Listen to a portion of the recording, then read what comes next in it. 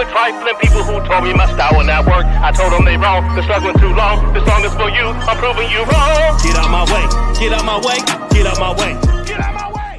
I'm a genuine person. Like if I love you, I love you. If I don't mess with you, I don't mess with you. It's as simple as that.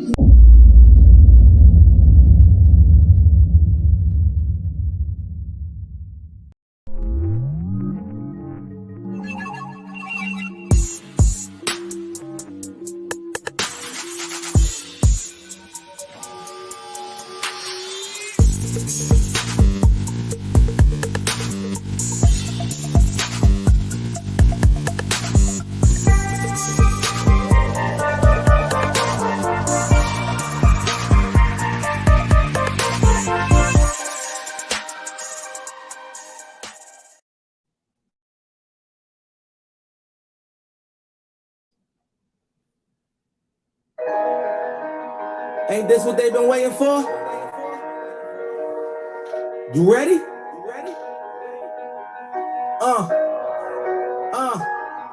I used to pray for times like this, to rhyme like this, so I had to grind like that, to shine like this. In a matter of time I spent on some locked up shit in the back of the paddy wagon, cuffs locked on wrist. See my dreams unfold, nightmares come true. It was time to marry the game, and I said, yeah, I do. If you want it, you gotta see it with a clear eye view. Got shorty, she tryna bless me like I said I chew. Like a nigga sneeze, nigga please, for them trick and squeeze, I'm getting cream. Never let them hoes get in between of what we started. Little nigga, but I'm lying-hearted. They love me when I was stuck in their head, and when I departed, I go and get it regardless. Draw like I'm an artist, no crawling, went straight to walking with foreigns in my garages are foreign bitches menaging, fucking sucking and swallowing anything for $1. They tell me get him, I got him. I did it without an album. I did shit with Mariah. Love nigga, I'm on fire. Icy as a hockey ring, Philly nigga, I'm flying. When I bought the Rolls Royce, they thought it was lease. Then I bought that new Ferrari, hey, the rest in peace. Hey, the rest in peace to the parking lot. Phantom so big, can't even fit in the parking spot. You ain't talking about my niggas, then what you talking about? Gangsters moving silence, nigga, and I don't talk a lot. I don't say a word. I don't say a word. Was on my grind and then I got what I deserve. Fuck nigga. Hold on, wait a minute. Y'all thought we was finished. When I wrote the Aston Martin, y'all thought it was ready. Flexing on these niggas, I'm like Papa on the spinach. Double M, yeah, that's my team. Rose, the captain, I'm lieutenant. I'm the type of can, the mean cat. They grind like I'm broke. That Lambo, my new bitch, she ride like my ghost. I'm riding around my city with my hands strapped to my toes. Cause these niggas want me dead, and I gotta make it back home. Cause my mama need that bill money, my son needs some milk.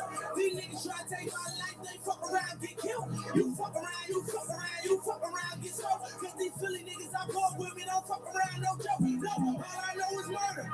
When it come to me, I got young niggas that's rolling, I got niggas throwing bees. I done did the DOA, I done did the KODs. Every time I'm in that bitch, I get to throwing 30 G's. But now I'm hanging out that drop head, I'm riding down no collar. They love a nigga, I'm back home, that young nigga be wildin'. We young niggas, we mobbing, like Batman and we're robbing. This two-door Maybach with my seat on reclining. I'm like, real nigga, what up? Real nigga, what up? If you ain't about that murder game, then pussy nigga, shut up. If you hit me in your ass, I get your pussy ass stuck up. When you touch down in my hood, no, that tour life ain't good. Kept me down to MIA, and that heat game on wood. With that, put my life on my feet, like that little engine I could. Boy, I slide down in your block, back on 12 o'clock. And they be throwing deuces on the same nigga they watch. And I'm the king of my city, cause I'm still calling them shots. And these lanes talking that bullshit, the same niggas that flop. I'm the same nigga from First Street with them that brains that lock. The same nigga that came up and I had to wait for my spot. And these niggas hating on me, hoes waiting on me. Still on that hood shit, my Rolls Royce so they gon' remember me. I say remember me. So much money, hell, your free turn is your enemy. And when this be my turn, my enemies, the memories. We don't preach like go for 40, ain't no 10 key. Stop. What up, what up, what up, what up, what up, y'all? What's going on? What's going on? What's going on? Man, y'all, we about to get up into this. My sister, Diva, the Divine Light, is live. I'm going to zip in on her live right quick, see what she got going on. Hold on real quick. Let me see what's going on real quick. I'm going to bring this up for y'all so y'all can see. Hold on. Hold on. Let me see where she at. Where we at? This is my sister Diva Divine Light, y'all. Let me see where she at. So we're waiting, guys. We're waiting. We hope we hear something. And guess what? Should I show you? Huh? Okay. And we are in the building. And when I say we, I say play. What's up, play? Hello, everyone. Hey, what's up? The sisters are in the building. We in here. Queens are in the building. This dude right here, keep watching. I know you with them. Keep watching this one right here. All right, y'all. Let me get up to it, see where she at. Hold on.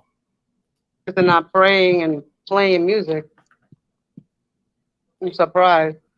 All right, so I'm gonna be going in and out with Diva. I guess it seems pretty gloomy for them. They don't feel too happy today. They're not too happy today. They're not too happy. All right, so we're gonna go back and forth with Diva because she's actually there. Hold on, let me.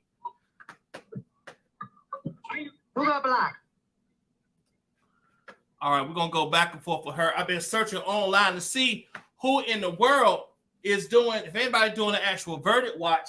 Court TV doing something tonight. Somebody told me at 8 o'clock tonight, but I'd rather get it from the people that's right there. That's right there. Okay.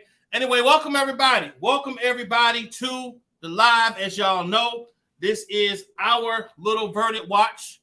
You know what I'm saying? Blade and Diva out there representing. You know what I mean? Out there in Brooklyn. Man, look, let me see who's up in here. There's a couple of things that we're going to go through. We're going to do some talking. People going to call in, voice their opinions about what's going on until we find out exactly what's going to happen. Y'all saw the media's out there heavy. So let's see what's going on. Who up in here right now? Top notch up in here. Missy. What's going on, Missy? What's up? Thomas Reese. Pauline. Let me see. Who else? Flawless. What's up, Flawless? Miss Thomas. What's up? Geechee Girl. Tony Bella, hey, how you doing? Welcome in. What's going on? T-Bound 1, what's up? Let me see. Hey, Twinkie78, how you doing? You say you took a lunch break for this. I know that's right. Sarah K, what's up?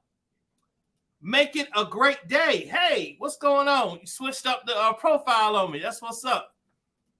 100 devices. Take, what's going on? It's Quaisha, how are you? Freebird, what's up? Kanza, what up? Monica Reza, hey. KW, hey. Man, y'all turn out. What's up, Granny? How you doing? Becoming Shia. Shia, I love that name. How you doing? Oh yeah, my head always up, Queen. My head always up. Earth Goddess, what's going on? Miss Stockton, hey. Nicole XO, L. Edwards, how you doing? Welcome in. My first time seeing you here. Welcome. All right, let me see. Miss Sweetly _ Blunt, how are you? You say you ready for this information on this coming. Yes, we ready for the information too.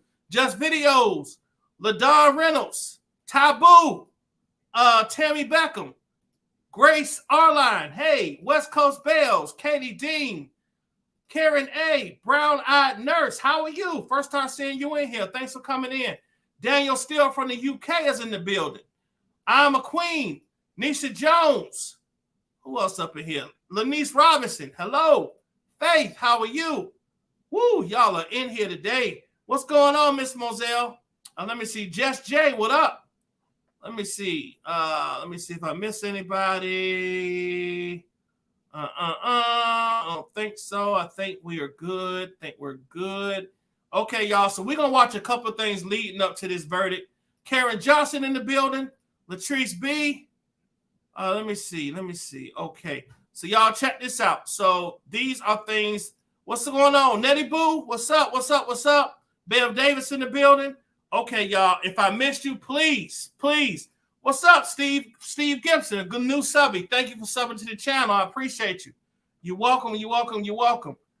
Thank you. Alice McDonald, Belle Louise, how are you? Welcome in. All right, y'all. So check this out. We are going to be going back and forth Let me see if Diva. So she's on her phone.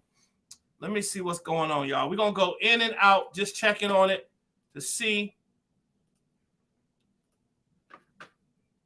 Just to see what the updates are. Diva is actually there.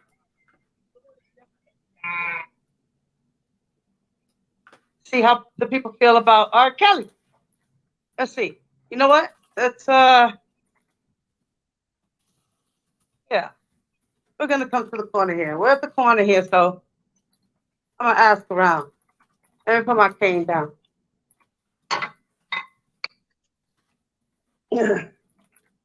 Let's see. Let's see if we can get some people.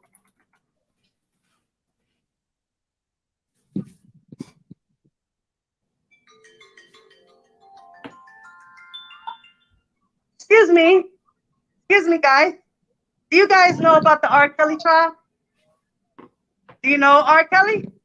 Do you guys know that he's in jail right now? How do you feel about it? Would you like to do an interview on my YouTube channel? All right, thank you. Okay. Surviving Beauty, what's up? On their way. People gotta go, you know. Let's see you what called happens. out for Let's me? See. That's what's up.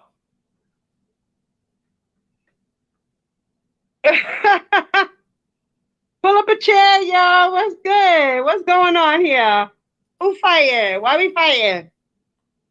What's going on? Y'all mad? Who's mad? Who's mad? Who's mad? Yes, I got my Drunken Larry t-shirt. Whoa.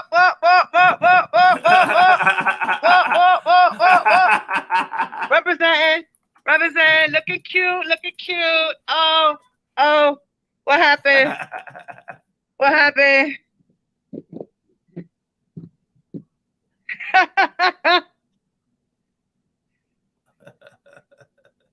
Oh, Bonbon, you a lady? What's up, Bonbon?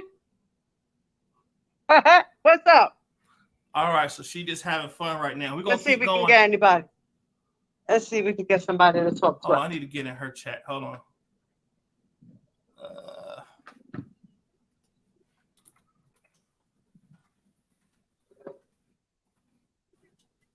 Let's see if we can get anybody. Everybody.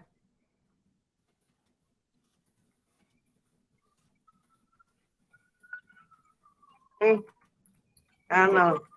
A bunch of people, but they don't look like they even know RKelly. Let's see what happens. Trying to see we out here in Brooklyn, New York.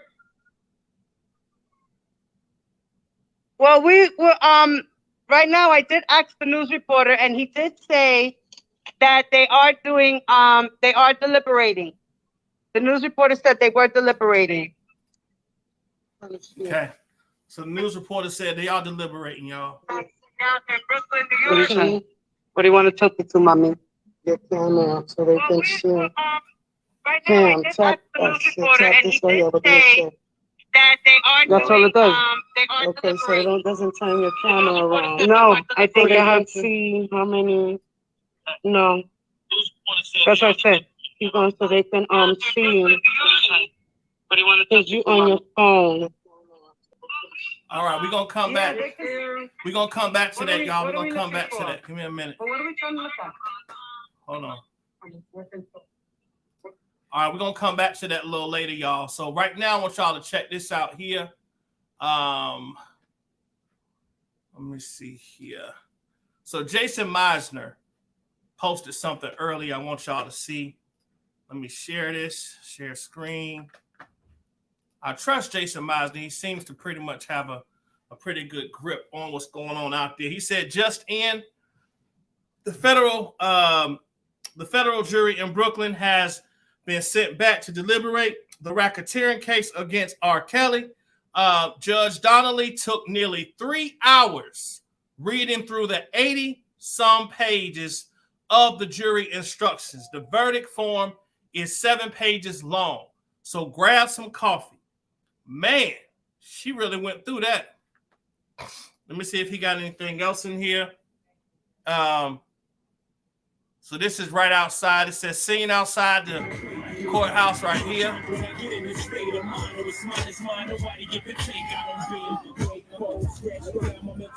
This is right outside the courthouse. Oh, really?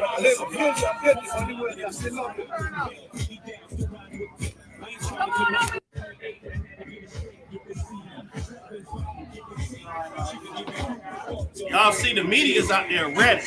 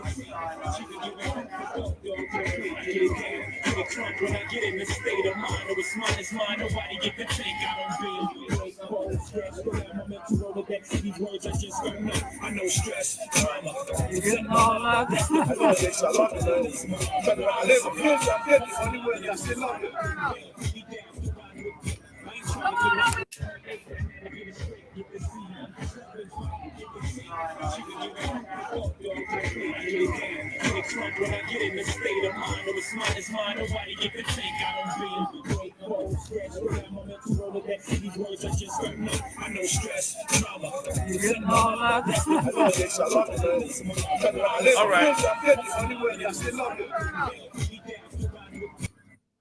All right. So, as y'all see, they out there partying. Somebody said it's a P-Hive block party. Right. So, we're going to be going in and out, listening to what Diva has going on. Since she's out there, let me check and see if there's anything been posted yet. Nothing yet. They're still deliberating. I got all my alerts. Everybody that's out there looking out for me. Hold on.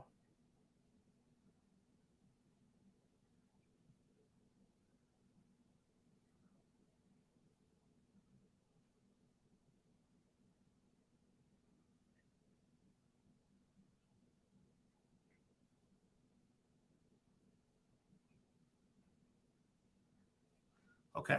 All right. So y'all, let's go over some things. Let's go over some things I wanted to show y'all here that came to my email. Let me open this up. Boom, boom. All right, hold on. Let's see, Verdit watch. Where you at? Where you at? Where you at? Where you at?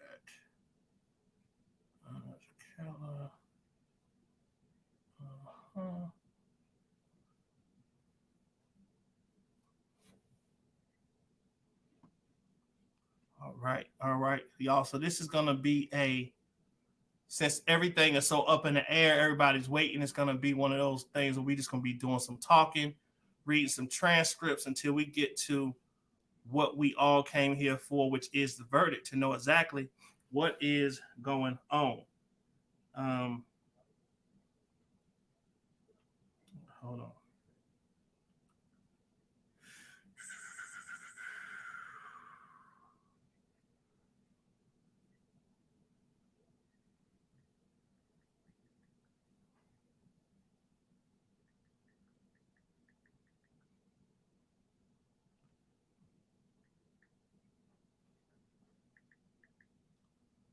Okay, here we go.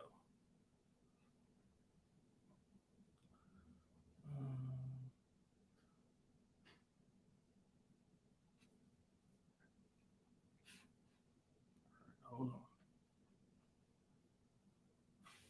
All right, let me go in here. Let me go in here. And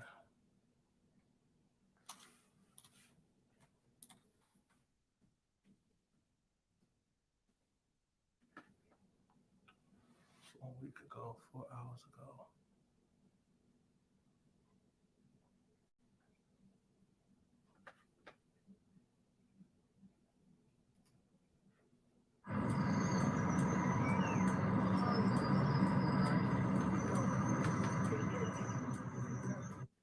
All right, so until we There's get a lot what we... going on in the world right now, but there is one story that is more important than all of them combined.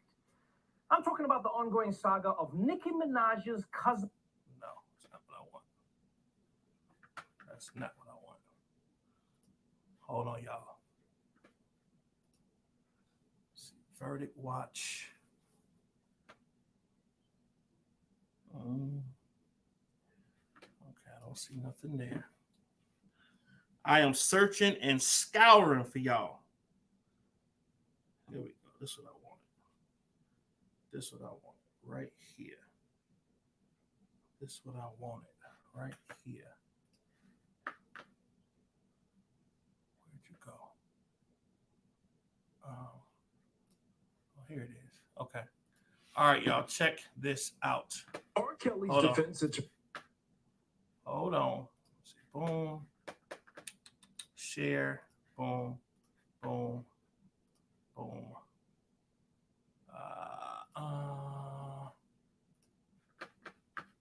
All right, let me play this for y'all. RKelly's defense attorney, Devereaux Canick, told the jury, "You and you alone are the judges of the facts. You've been called," he said, "to discern the guilt or non-guilt of Robert Sylvester Kelly." Canick said the government let their witnesses lie on the stand and purposely mislead the jury. He blamed prosecutors for massaging and tweaking the truth to fit their narrative. Canick says R. Kelly told women he had multiple girlfriends and that Kelly is an older man who prefers younger women. Also adding Kelly likes men, women, and kinky sex. And he says it's not a crime. He said Kelly's record label marketed him as a sex symbol and playboy, so Kelly started living that lifestyle, comparing Kelly to Hugh Hefner. He told the jury Kelly likes to be called daddy as a term of endearment, not a form of worship. He said Kelly treated his women like gold, buying them handbags that cost more than cars. He said there was no abuse and no rape. The women lied. The accusers, he claimed, want paydays and book deals. Kandick said, like many other superstars, Kelly settled some cases against him, but he never admitted to any wrongdoing. And Kandick called out some accusers by name, like Juror Pace. He called Pace a super hustler and stalker, saying she sued Kelly 3 times but still wanted to be in a relationship with him. And Sonya, a 21-year-old woman who testified, she was kept locked inside a room for days with their cell phone. Yet Kandick said she never called the police for help. And on the question of R. Kelly giving women herpes, Kandick told the jury all the women he was in long-term relationships with never contracted herpes.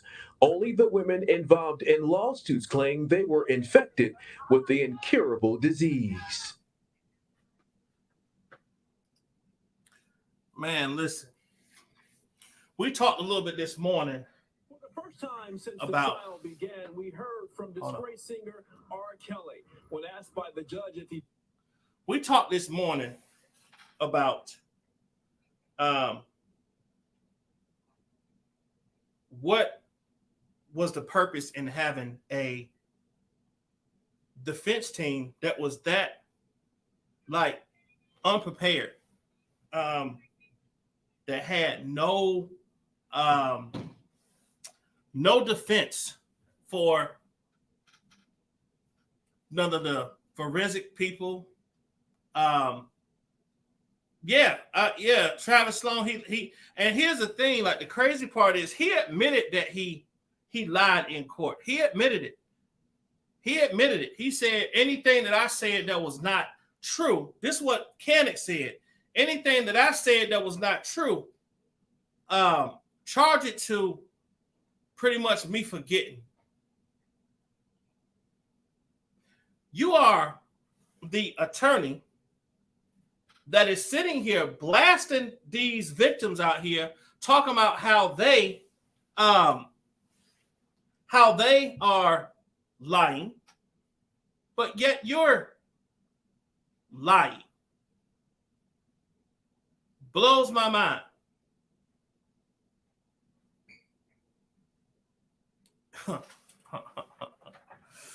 So, needless to say, y'all, this feels like when waiting for a verdict to come in for O.J. Simpson trial. Yeah, the verdict watch can be crazy, y'all. The verdict watch can be crazy. Okay, sometimes it can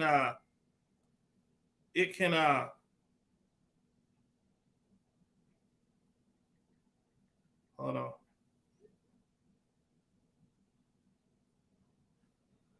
Okay, a verdict it can come in anytime.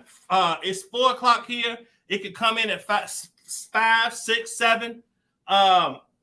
When the jury is deliberating, you know, it could come either quick or, you know what I'm saying. But we're gonna be around to make sure we know exactly what's about to happen. We have been waiting this long to know what is going to go down. Okay, so in the meantime, as we wait, as I check in,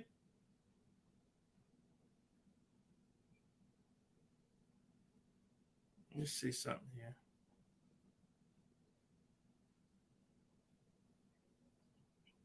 What's going on? Hold on.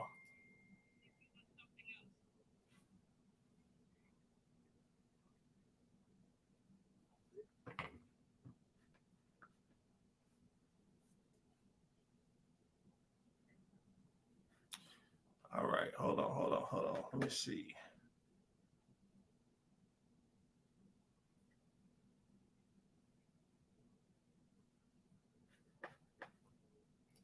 For federally for obstruction of justice of his 2008 case, as well as child pornography and sexual assault. Right. And then this one here is the racketeering, which has to do with him having an enterprise. Well, The reason why they brought it to New York is because one of the girls was allegedly statutory raped here in New York. Because it's the Mann Act. And they're doing it, they're charging him as an enterprise because he used Shout out to his Diva Divine members Light. to lure in young women. You know, he did it in his concerts. He would pick up the girls, he would give his numbers out. The girls would choose to call. If they called, he would say, listen, you want to meet me in a hotel room? They would meet him in a hotel room, and then he would just pick up at his room. You know, it would be like at a meet and greet and things of that nature, you know, so. Yeah, I mean, you know, he is a rock star. I mean, you are going to have groupies per se, but groupies don't have to get raped, right? Groupies don't have to get physically abused. They don't have to be kidnapped. Tell them, you understand? So this is the problem. The management team brought him in. Everybody brought the. Here you go. Here you go. Here you go. No, the girls don't have none of that. His team, right? They did it. They hid everything. They walked around blind for money. You're right. They walked around blind for money. They sure did. They walked around blind for money. You know, so. You're always going to have yes men. Right. Right. Yeah, you know what? He doesn't even, his relatives, some of his relatives actually think he has a problem, you know, with young women. They know, they've seen, you know, they've been around him. And, but unfortunately, his family members are not as close to him anymore. So he's created his own family within his entourage, you know. Thank you. Take care.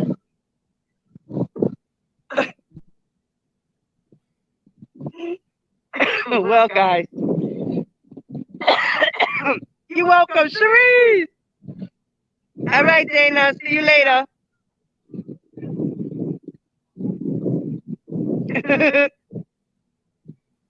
So, yeah, guys. So we're just here waiting. Oh, wow. We got a mob of kids coming by.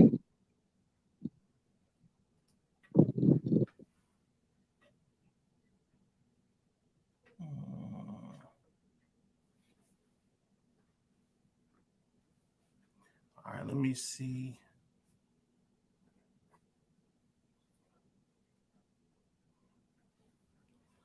Let me see something here.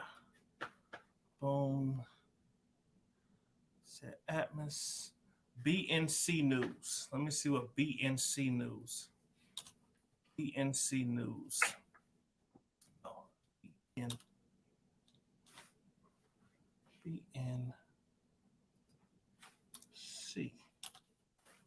Let me see if that's on the internet. BNC News live today.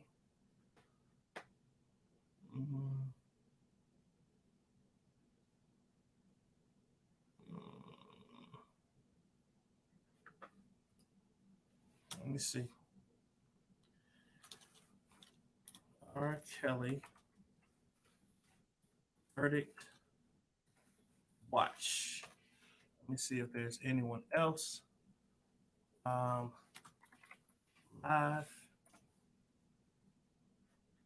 Am I really like the only one? Me and D, the only ones on here that's like waiting for this?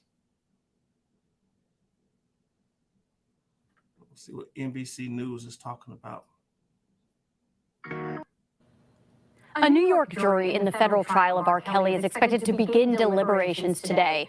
The R&B star is on trial for federal racketeering charges, including allegedly running a criminal enterprise involving sex trafficking of women and underage girls.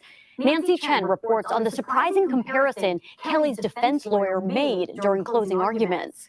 RKelly's defense started its closing arguments by comparing the R&B singer's trial to Dr. Martin Luther King Jr.'s fight for constitutional rights. They argue the government has purposely misled jurors. The defense had testimony from 5 witnesses over 2 days, while prosecutors, which had the burden of proof, called 45 witnesses over 19 days. That included several women and men accusing Kelly of sexual and psychological abuse. One was a former girlfriend testifying anonymously as Jane. In a 2019 interview with Gayle King, she defended Kelly and did not consider herself a victim. I'm happy doing what I'm doing. I haven't figured out what I want to do with my life, but I know when that time comes, we know Robin's going to support us regardless. Right. But last month, she told the court Kelly brainwashed her and others. It's part of the testimony, which took more than a month, where prosecutors say the singer used his, quote, money in public persona to hide his crimes in plain sight. Kelly's defense argued the accusations were being made by disgruntled exes who were after his fortune. Kelly has always maintained his innocence, including in a 2019 interview with Gayle King. Have you ever had sex with anyone under the age of 17? No. Never. No. What? Priya Sapori is an attorney with years of experience in crimes against children. What do you make of RKelly not taking the stand himself? I think it's difficult for people not to wonder why he would be willing to address those allegations in the media with Ms. King, but unwilling to do so when he's under oath. Kitty Jones is a former girlfriend of Kelly's. She was not on the stand during this trial, but she was one of the first to speak out against him. I feel like justice for me has just been about me being a silence breaker in this and being believed. That was Nancy Chen reporting. For analysis of this case and the closing arguments, let's bring in CBS News, a legal contributor and former Manhattan prosecutor, Rebecca Roiphe. Good morning, Rebecca. You heard in Nancy's report that RKelly's defense compared Kelly to Martin Luther King Jr. How do you think that went over with the jury? You know, that comparison was a little incoherent, and I think observers are struggling to figure out exactly what he was trying to do. I mean, on a certain level, I suppose he was trying to suggest that, you know, as a powerful Black man, he's being targeted just the same way Martin Luther King was being targeted. He asked the jury to be courageous in the same way Martin Luther King was courageous by standing up and doing the right thing and acquitting RKelly. But, you know, none of that makes a whole lot of sense given what the charges are here. And it is an extreme comparison, and I think unlikely to succeed. You know, it may also be that he's trying to infuse or sort of capitalize a little bit on the social movements, Black Lives Matter and so forth, suggesting that as a Black man, he's being targeted by the criminal justice system. But again, this is just speculation, and I don't think any of it is going to be successful in altering the jury's perspective here. We also heard from an attorney in Nancy's piece saying that she thought it was strange that Kelly didn't take the stand. But given how temperamental Kelly got, for example, in his interview with Gayle King a couple of years ago, was his defense doing damage control? Would you have put him on the stand? I definitely would not have put him on the stand. First of all, it's important to just, you know, people should remember that a defendant has a constitutional right not to take the stand, and that jurors are told and instructed that they cannot take the fact that he didn't take the stand as a sign of guilt. You know, if you're a defense attorney, it's always kind of a game of Russian roulette to put your client on the stand. And that's even more so when you have a client like RKelly, who has demonstrated that he has a huge temper and is incredibly emotional about these sorts of charges. That can really backfire. So this was absolutely the right decision not to put him on the stand. The prosecution ended up presenting 9 times more witnesses than the defense did. We know the burden of proof is on the prosecution, but do juries read into that at all? You know, they might. It really is, you know, quite normal, quite usual to for the prosecution to present far more witnesses than the defense. Sometimes the defense presents no witnesses at all, and as you say, that's because of the burden of proof. I mean, all the defense has to do is show reasonable doubt. They can do that through cross-examination. So I don't think this is unusual. Whether the extreme difference here does make the defense think, you know, it might. I think it's really the sheer number of accusers and the amount of evidence that is really going to be difficult for the defense to combat, not exactly the numbers, but rather how powerful that testimony was. Well, one of the defense's arguments was that Kelly's relationships were consensual and that the accusers stuck around him because of the, quote, lavish lifestyle that Kelly provided for them. But given how many people testified against Kelly saying that he abused them, how effective is that argument?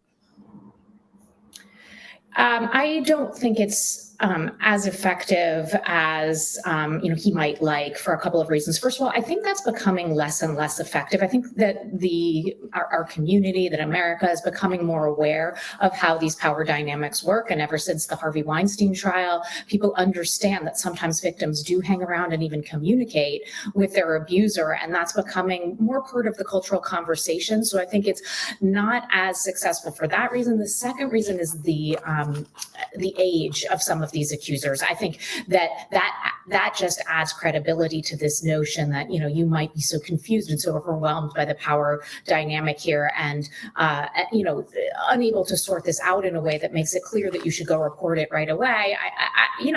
I think that's one of their most effective arguments that they can make, but I'm not sure how effective it will be considering all those factors. And Rebecca, one last question for you. I'm wondering what evidence in this trial is really going to stick out to the jury most, in your opinion, and how long do you expect deliberations to take? So there are two things, I think,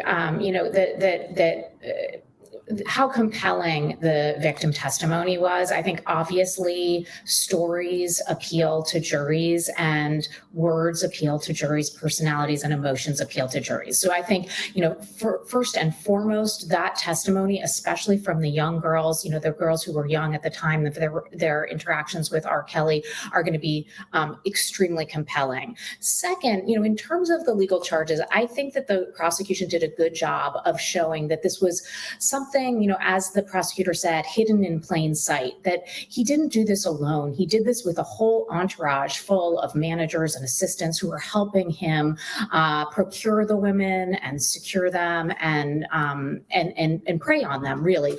And I think that testimony is also really compelling, in part because, one person can commit a crime and one person can be dangerous, but when they have an entourage like that, when they have an organization, as the RICO charge suggests, that danger is augmented significantly. So I think the coupling of those two things, one, the victim testimony, and second, the entourage full of managers and assistants who are helping him, are both pretty compelling pieces of evidence. And we'll see if the defense can counter that with its suggestion that, this was all consensual and these were a bunch of hangers-on and super fans who were, just upset later on and trying to bring charges against the singer because they didn't, end up where they wanted to be. Well, Rebecca Roiphe, we are all anxiously waiting to find out what the jury decides. Thank you for your analysis. Thank you so much for having me. All right, y'all. So this is what we're going to do. We're going to go back and forth.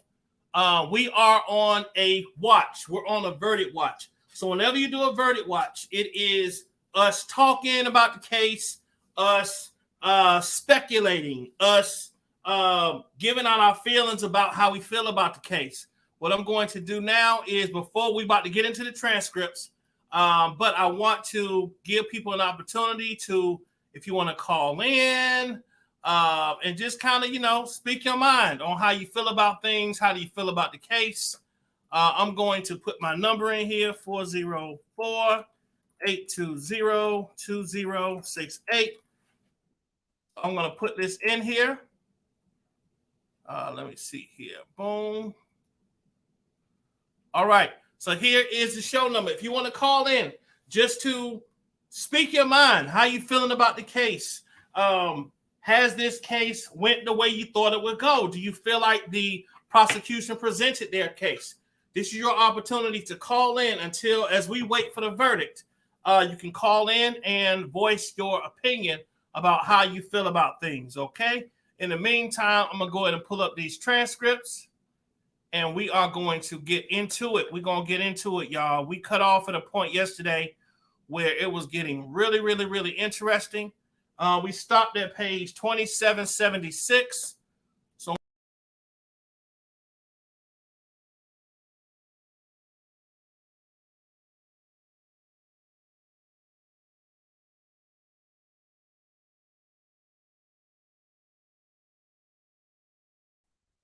I'm sorry, y'all. I cut out on y'all. Here we go. Let me pull these up. Let me share them with y'all. Share screen. Boom, boom, boom. I'm back. Let me make sure y'all can see me.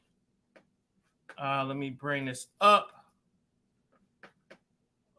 All right. Am I back? Can y'all see me? You welcome. Yeah, y'all. I'm very you welcome, Miss Sweetly Blunt. You welcome. All right. So let's go ahead and get to it. Let me make sure my stream is still live. Yes, it is.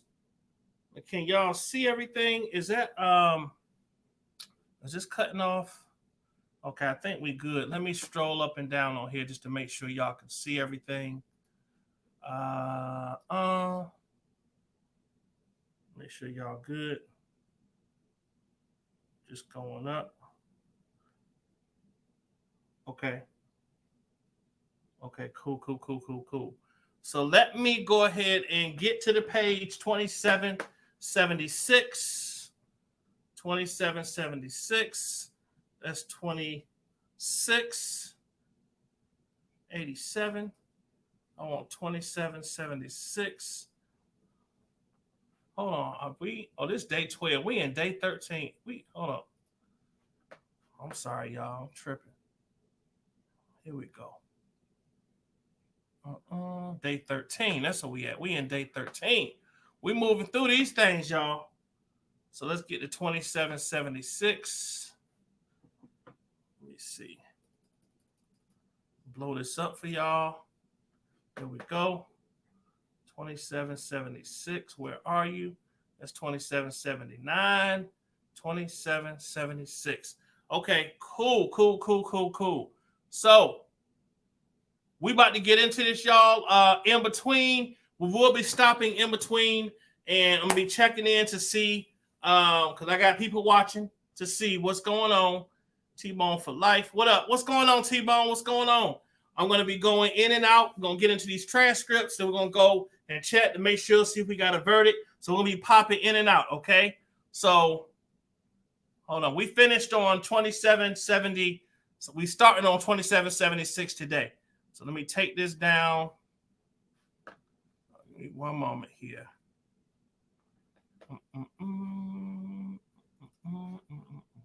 Okay, let's get into this, y'all. Let's get into this. Okay, so we start at the top of 2776. This is the direct examination of Sonya from the government. Okay, so the last question the government asked Sonya was, what, if anything, did you notice that made it very expensive? Sonya said there was a lot of roaming charges on there because there was, like, I'm assuming that it was because there was no windows. So, you know, every phone call that I was making, it was roaming. The government said, now, when you returned home, did you speak to anyone about what happened while you were in that room in the chocolate factory? Sonya said, just the people I was already speaking to that knew I was there. The government said, before today, have you ever spoken publicly about what happened to you while you while you were locked in that room? Sonya said, no. The government said, Your Honor, if I could just have a moment. The judge said, sure. The government says nothing further. Okay, y'all. Okay. Here we go. Now, what we about to read, Oh, boy. Here we go. We got a troll in here. All right. Corey Simmons says not guilty on all counts. Corey. All right. So, y'all, we about to get into this cross-examination. Now, this is the part that everybody was saying, Atmos, you need to read the cross-examination. People were calling me that a diehard are for the victims, saying, yo, the cross-examination makes me nervous. So let's see. Here's the cross-examination of Sonya. So the government says nothing further. The judge says cross-examination. Candidate says, yes, Your Honor. Here we go. Here we go. So y'all know, Canick is an asshole. You can tell he is whenever he's trying to. Corey Simmons said if RKelly is found guilty, he will have an excellent appeal and win his appeal like Bill Cosby. Corey Simmons, you could. Okay. I'm gonna let y'all deal with Corey. Most of the so-called government witnesses have perjured themselves and have had inconsistency in their statements. Hey, Corey. Hey, what's up, PLAINESTjane? How you doing, Queen? Hey, Corey, let me ask you a question, buddy. Did Canick lie while he was doing his cross-examinations? Did he lie while he was in court? Let me see how much you know, or if you just in here straight trolling. Because what you're not going to do is troll my chat. You can come in here and speak some facts and represent your side, but you're not going to be in here just trolling my chat. That's not going to happen because you take away from people that's trying to look at this, look at these transcripts. So I'm asking you a question. Did Canick, your attorney, lie in his cross-examination? I want to see what you got to say. And based on your response, it's going to let me know.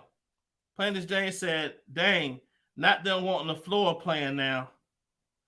Man, look, this is crazy. What's going on, CF? He said, hi from Germany. How you doing? Welcome in. Yeah, Corey, I want to hear your answer, Corey. Let me hear your answer. That's gonna tell me a whole lot. I need to make sure if I need to get my get this ticket ready for you or not. Let me see what you got to say. I'm actually waiting for you to respond, Corey. Did Canick, the defense lawyer, lie while he was in there giving the cross-examination? Did he lie? Here we go. The government coached those so-called government witnesses 40 and 50 hours. The truth doesn't have to be rehearsed. It comes out naturally. Corey, I'm going to give you one more chance. Did Canick lie while he was doing his cross-examination? I want to hear you. Did he lie? What's up, Star Cheers One? What's going on? PLAINESTjane. Thank you for coming over, sis. Thank you so much.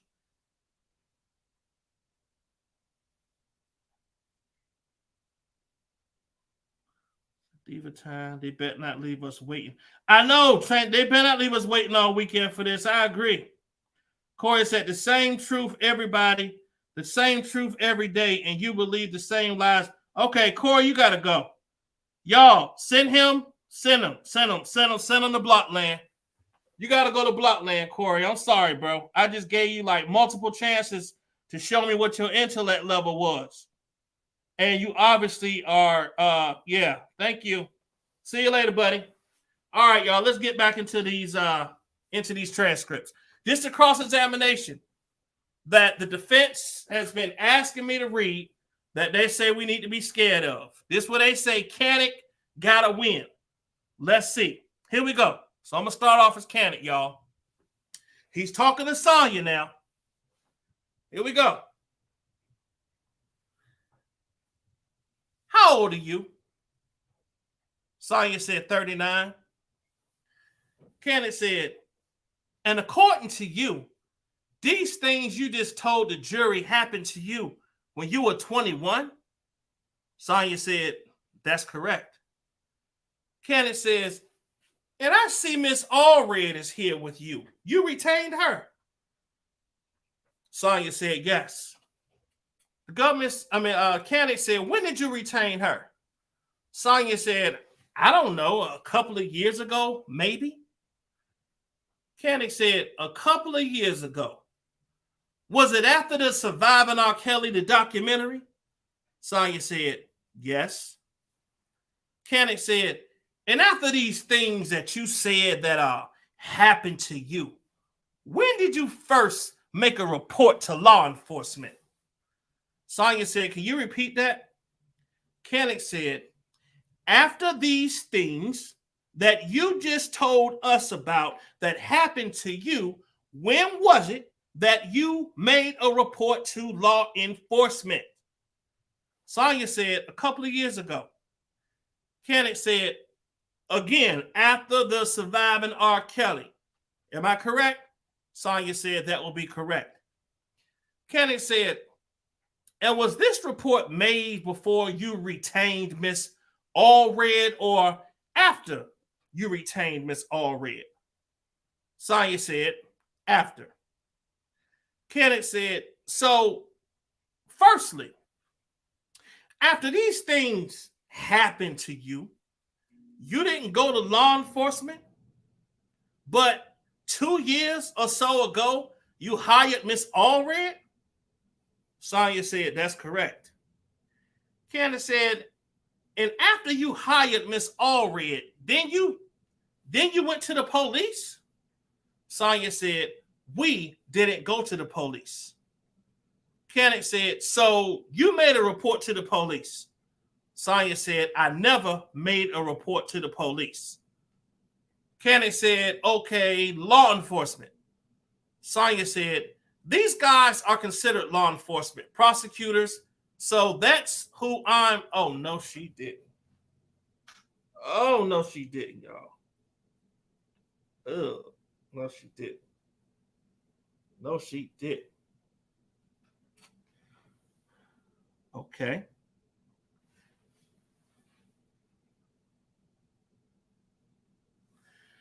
All right. So the first time you said anything about these allegations, you said to the federal government. Sonya said, yes. The government said after Surviving R. Kelly documentary was broadcast. Sonya said, yes. Government said, I'm sorry, Kenneth said, okay, now after, according to you, you were raped by Mr. Kelly, did you go to the hospital? Sonya said, no, I didn't. Kenneth said, did you go to any medical personnel whatsoever to have yourself checked out? Sonya said, no, I didn't. I did not. Kenneth said, was there a rape kit done at any point in time by law enforcement or anyone after this alleged rape that you spoke of? Sonya said, no, there was not. Kenneth said, now, you testified that after you were placed in this room by someone associated with Mr. Kelly, that you called and used the phone as much as you possibly could. Do you remember telling us that? Sonya said, yes. Kenneth said, now, you were placed in this room after you initially ran into the person who asked you if you needed protection. Am I correct? Sonya said, can you repeat that? Kenneth said, you were placed in the room, according to you, after you were asked whether or not you needed protection, meaning a condom, right? Sonya said, that's correct. Kenneth said, and you were placed in that room after you had had your identification taken from you by someone associated with Mr. Kelly. Sonya said, no, they took it while I was in the room. Kenneth said, while you were in the room, and they also, according to you, took down the names of your relatives. Sonya said, yes, that's correct. Kenneth said, contact information. Sonya said, yes. Kenneth said, your child's name. Sonya said, yes. Kenneth said, and after that happened, were you in the room and you made a number of phone calls? Am I correct? Kenneth said, that's correct. To mostly the same people. Kenneth said, I'm not asking you who they were to. I'm asking you, did you make a number of phone calls? You made a number of phone calls, right? Sonya said, I did. Canick said, and you testified and told us that at the point while you were in a room, you were uneasy. Am I correct? Sonya said, that's correct. There's a pause in the proceedings. Canick said, and then at some point in time, you felt as though that you were locked in that room. Am I correct? Sonya said, yes, I was. Canick said, and you were making contact with Charity. Sonya said, that's correct. Canick said, over the phone. Sonya said, that's correct. Canick said, and you were in contact with your grandmother. Sonya said, that's correct.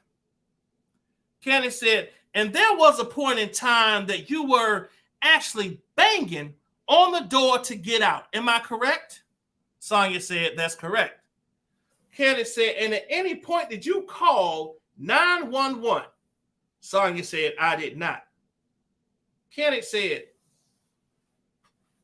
and you didn't call 911 the first day? Sonya said, no, I didn't. Canick said, did you call 911 the second day? Sonya said, I didn't. Canick said, after you were raped, according to you, you didn't call 911 either, did you? Sonya said, no. Canick said, and in fact, according to you, you got back on the plane and went back to Salt Lake. Sonya said, that's correct. Canick said, now, when you went back to Salt Lake and told your family about this, I'm sure you called the police then, right?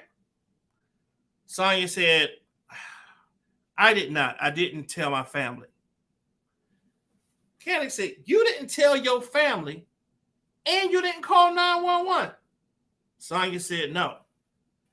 Canick said, in fact, as you told us earlier, you first mentioned this a couple of years ago. Sonya said, yes. Canick says, may I have the picture of, in fact, this is a photograph that you held onto from 2001 until now. Am I correct? In 2003. Sonya said, 2003 is what it says. Yes. Canick said, okay. And according to you, this is a picture of your rapist that you held on to. Is that correct?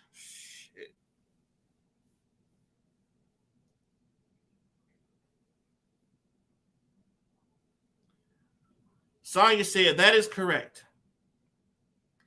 Canick said, you didn't go to law enforcement and say, hey, I have a picture of him. Here is the picture. This is the guy who did it to me, right? Sonya said, no, I didn't. Sonya said, Canick said, you didn't do that. Sonya said, no, I didn't. Canick said, you held on to it. You held on to it. Sonya said, I did.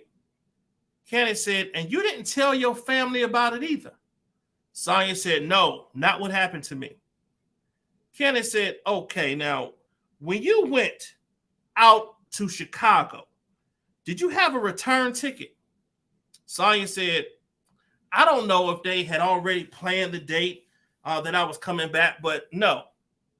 Canick said, but your ticket would have had an indication that it was a one-way or a round-trip ticket, would it not? Sonya said, I'm sure it did. Canick said, so you knew whether or not this was a one-way or a round trip. Am I correct? Sonya said, I didn't pay much attention. Canick said, okay, now, when you were in that room and you were in there for 3 days and you wanted to get out and you were desperate, you didn't look at the ticket to see whether you had a round trip ticket to go home? Sonya said, no, I didn't. Canick said, now, isn't it a fact, according to you, that when this was happening, at some point the receptionist left the room door open? Sonya said, yes, at the very end. Kenneth says, at the very end. Well, at some point, he left it open. Is that correct? Sonya said, that's right. Kenneth says, and you didn't grab your stuff and say, I'm getting the hell out of here with your round trip ticket. Sonya said, where would I go? How would I get there? Kenneth said, you went to Chicago without a nickel? Sonya said, yes, I did. Kenneth said, you had a phone, right? Sonya said, I did. Kenneth said, you didn't call 911 and say, you know what? I don't have a nickel to get back to Salt Lake. Sonya said, I did not. Kenneth said, you didn't call your family and say, I'm stuck here in this room and I can't get back and I need you to send me some money? The government said, objection. The judge says, overruled. Did you do any of those things? Sonya said, I did not. Kenneth said, but you were stuck without a round trip ticket. The judge says, is that a question? I don't know if you're waiting for an answer. Kenneth says, no, we can withdraw that one. The judge says, all right. Kenneth said, now, you testified and told us that you had or you got a non-disclosure agreement that you couldn't read because the room was dark. Do you remember telling us that? Sonya said, yes, I do. Kenneth said, but you went on and told us that there were menus in the room and you read those menus. Sonya said, there was a TV. It was a little bit brighter than the light that was in there. Kenneth says, so that TV was not in the room when you were reading the non-disclosure agreement. Government says, objection. The judge says, overruled. Was the TV there when you looked at the non-disclosure agreement? Sonya said the TV was over in the corner, but it wasn't turned on.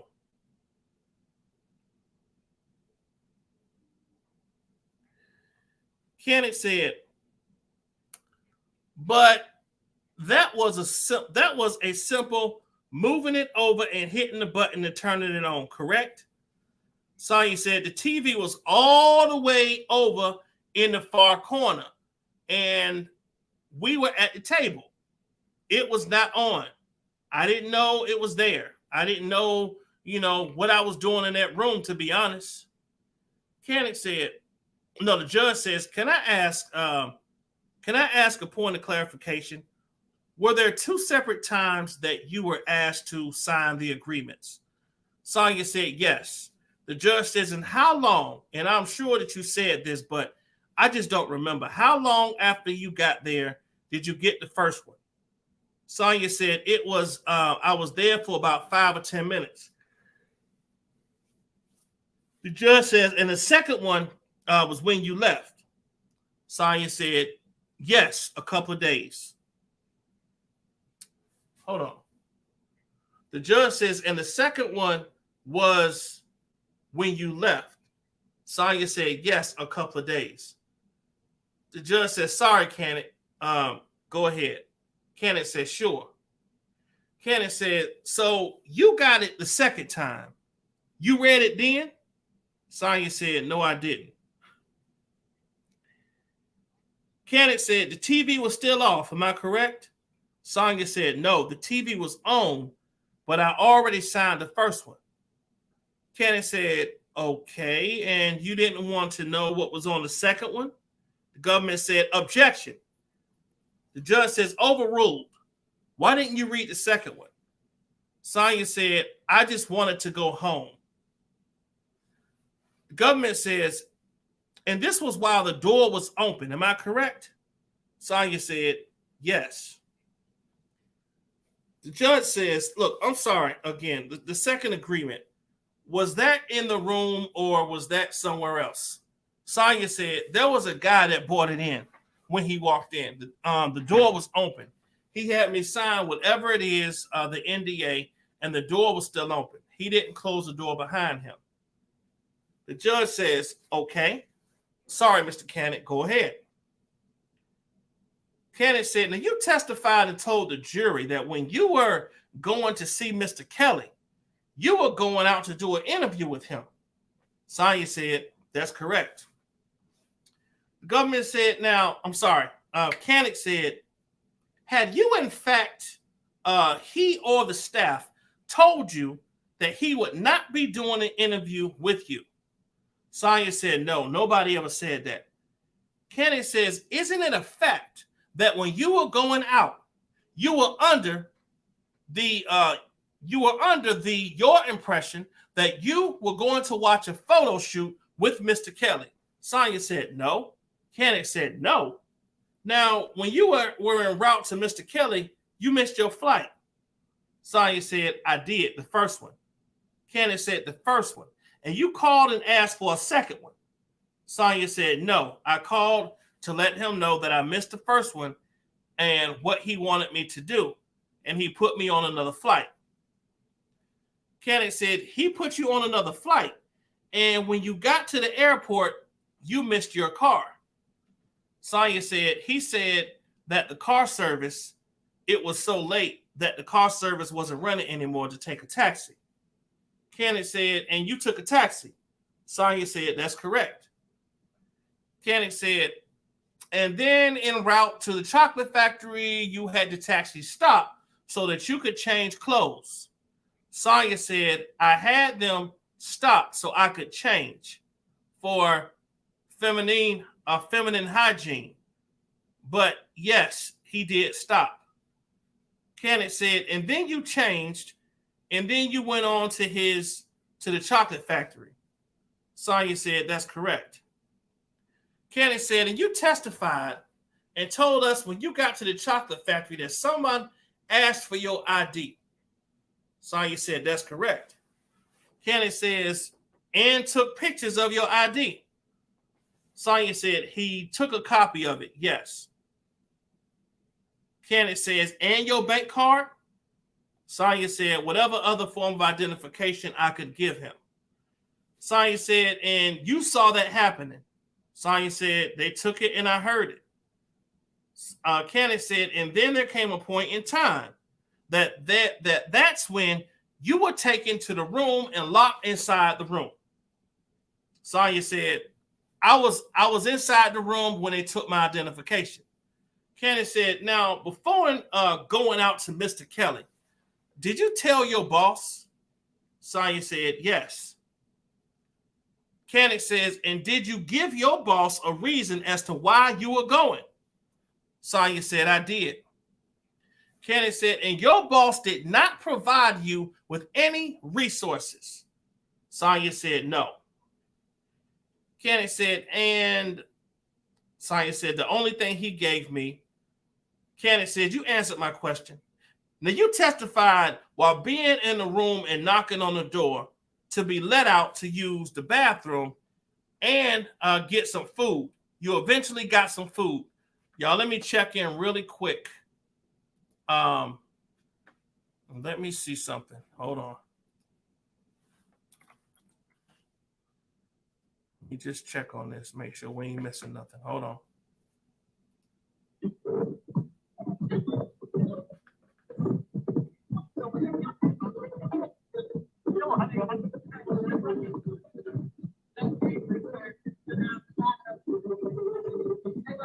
Okay.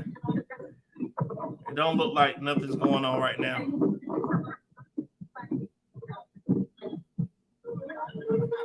Okay, I was just checking in. I don't want y'all, we don't want to miss the verdict. So that's why I'm just checking back and forth for y'all. Okay. All right, here we go. Some food. Okay. Now you testified that while you were being in the room and knocking on the door to be let out to use the bathroom and get some food, you eventually got some food. Sonya said, yes. Canick said, now, this is food that you ordered. Is that correct? Sonya said, correct. Kenneth said, and you were in the room for how many days before you got food? Sonya said 2 or 2.5. Kenneth says, you hadn't eaten anything in the interim? Sonya said, no. Kenneth said, no water. Sonya said, no. Kenneth said, no, nothing to drink whatsoever. Sonya said, no. Kenneth says, and then when the food arrived, you took only a couple of bites. Sonya said, that's correct. Kenneth says, and you took a couple of sips of the drink. Sonya said, that's correct. Kenneth says, you weren't famished? Sonya said, what do you mean? Kenneth said, you weren't hungry? Sonya says, I was starving. Kenneth says, but you only took a couple of bites? Sonya said, yes. Kenneth said, now, you had testified that this was Chinese food, am I right? Sonya said, yes. Kenneth said, and was it MSG? The judge says, was what? Kenneth says, did it have MSG? The government says, objection. The judge says, do you know, did it have MSG in it? Sonya says, I don't know. Kenneth says, okay, I asked you a short while ago, isn't it a fact that after you placed several calls to Mr. Kelly and left messages, you eventually called back, but he would not agree to do an interview with you? Sonya said he wouldn't agree to do it on the phone. Kenneth says, but when you spoke to the government about this, you didn't tell them that he refused to do it on the phone. You just told them he refused to do an interview with you, correct? Sonya said he refused to do it on the phone or come up to the studio when he was in Utah. Kenneth says, now, you do recall speaking to the government about this case? Sonya said, yes. Kenneth said, and it's your testimony that you did not tell, that you told them that he refused to come up to the station to do an interview and do an interview over the phone? Sonya said, that's correct. Kenneth said, and if they had, you called Mr. Kelly, you left messages, he eventually called you back and would not agree to do an interview with you, that would be a misstatement by the government. Sonya said, can you repeat that? Kenneth said, if the government wrote down in their report during their interview with you that you told them that you called Mr. Kelly and left messages, and he eventually called you back, but would not agree to do an interview with you, that would be incorrect according to you. Am I correct? The government says, objection. The judge says, sustained. Kenneth says, didn't you tell the government that Mr. Kelly would not agree to do an interview with you? Sonya says, so that depends really on what phone conversation you're talking about. Because the first one, Kenneth says, I'm not, miss. The judge says, maybe you want to show her what you're talking about. Kenneth says, yes. The judge says, why don't you do that if that's what your plan is? Kenneth says, I'm allowed to approach. The judge says, yes. And I assume the government knows what you're using.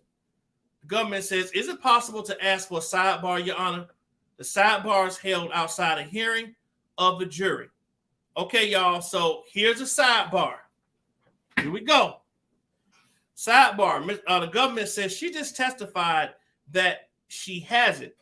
She gave a response. She indicated that she didn't recall, not that she needs to be refreshed. The judge says, I think rather than reading out long phrases, it moves things along a little bit. That's something you can consider. Off the record, the sidebar ends. Okay. Then candidate says, I'm going to show you this document and ask you to read it to yourself and then see if you did it. In fact, tell the government that Mr. Kelly, hold on, if you did, in fact, tell the government that Mr. Kelly called you back. The judge says, just point it out where you want her to see. Show her what you want to show her. Candidate says, isn't it a fact that Mr. Kelly simply told you that he would not agree to allow you to have an interview? Sonya said, the very first conversations, yes. Damn.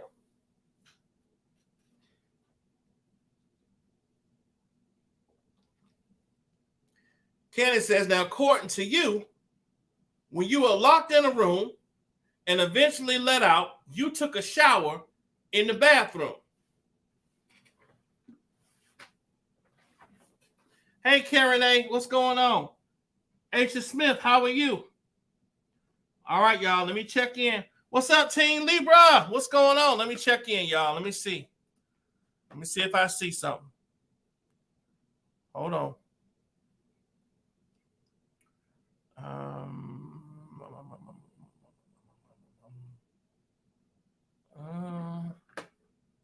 Should go off.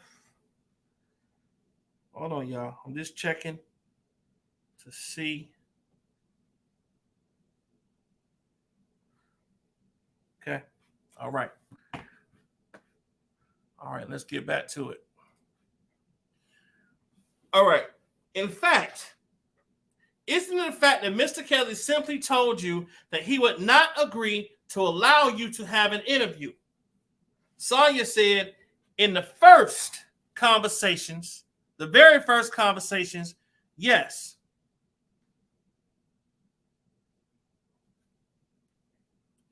All right, here we go. Kennedy says, now, according to you, when you were locked in a room and eventually let out, you took a shower in the bathroom. Sonya said, can you repeat that question? Kennedy says, after you have been let out of the room, after a couple of days, you took a shower, correct? Government says, objection. The judge says, I don't know if the sequence of events is correct. Did there come a point during the events that you described that you took a shower? Sonya says, yes, it was during the time that I was there. The guy at the reception area allowed me to go up and take a shower. It was after I was already locked in the room for a couple of days. I was supposed to have the room. The judge says, I think the question was at what point of the sequence did the sequence of events happen? How long before you left? Sonya said, I took a shower probably a day before I left. The judge says, okay, go ahead. Kennedy says, did you get your meal before the shower? Or on the same day of the shower? Or a day after the shower? Sonya says, it was after the shower. Kennedy says, the same day. Sonya says, I don't know what time of day it was because there was no windows or no clock. Kennedy says, no windows. And your communication to the outside world was with your family. Sonya said, and a friend. Kennedy said, and a friend, okay. And did you have communication with the father of your child at any point during this time? Sonya said, I don't know what you mean by that. Kennedy said, were you talking to the father of your child while you were at the chocolate factory? Sonya said, I might have talked to him. Kennedy said, and when you were talking to the father of your child, this was after information was taken about your child by this person. Am I correct? Sonya said, by what person? Kennedy said, the person who was taking the information from you. Sonya said, that's correct. Kennedy says, and did you tell the father of your child that there's a person here that took information about our child? Sonya said, no. Candace says, well, did you tell the father of your child that, I'm here? I have been looking in this room for several days and I feel uneasy. And I just want, I know where I am. Sonya said, no. Candace said, did you tell the father of your child, you know what? Maybe you should send me some money. Sonya said, no. Candace says, did you tell your parents when you were calling them, your grandparents, that I'm inside this room, I'm locked up, I'm feeling uneasy, I just want you to know where I am? Sonya said, no. The government says, did you tell anybody that I'm uneasy here, and if anything happens, I want to be sure that someone knows where I am? Sonya said, I did. Kenny said, who did you tell that to? Sonya said, Charity and Jerry.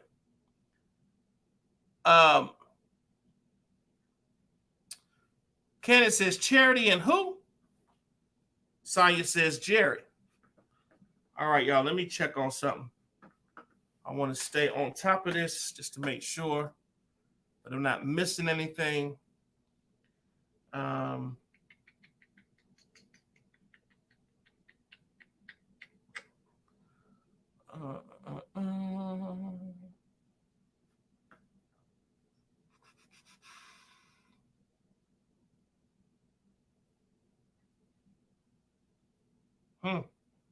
Still don't see nothing, y'all. Still don't see nothing. I'm staying on top of this for y'all, though. I'm checking. Now, somebody said that they had a, hold on. Court TV live streaming.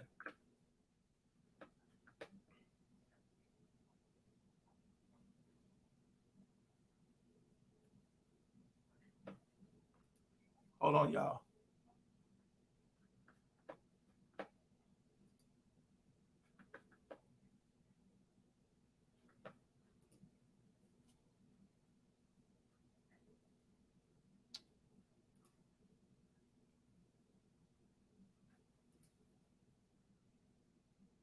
Kyle Rittenhouse awaiting trial. Who shot 3 people in Kenosha, Wisconsin during the riots. 2 of them died. Rittenhouse has pled not guilty to murder and all charges stemming from the incident. Kyle Rittenhouse thinks he's above the law. He was an active shooter and he tried to flee. Who attacked my client first? I've never seen anything like it before here on Court TV, ever. Okay, y'all. All right, I'm just checking. I'm checking. Atmos, what's your number? Is it the same? Yes, D. Michelle. You want to call in? I'll put the number back up. Hold on.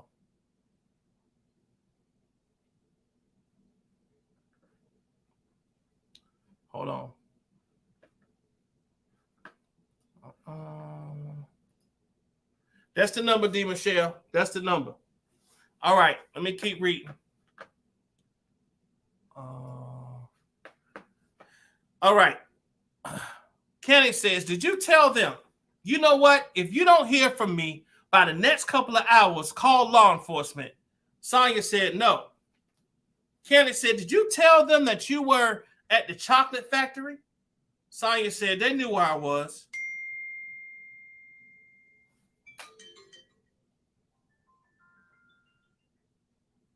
Hello?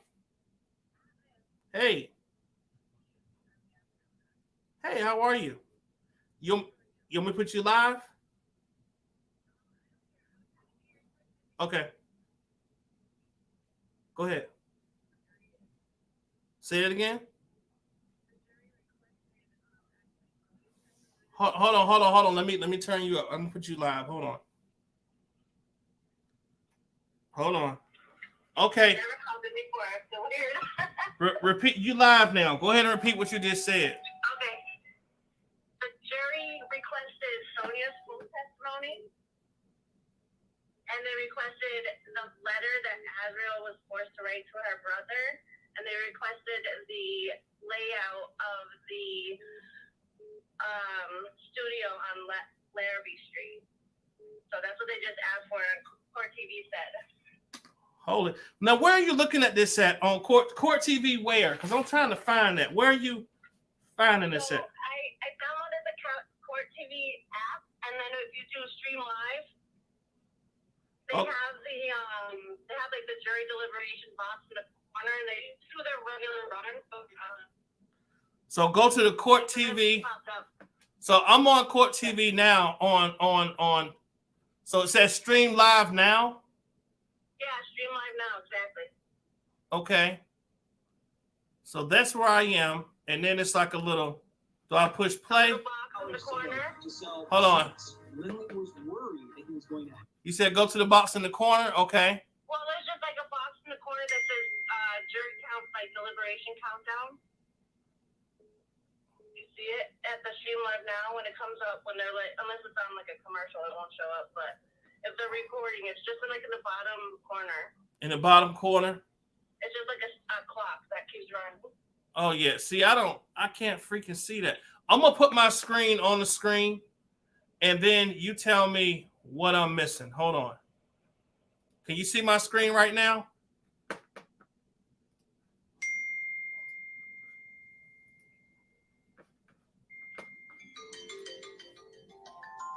Hold on. All right, hold one moment. Okay, sorry. That's okay. All right, so this is my screen right now. You can see it. Am I on the wrong?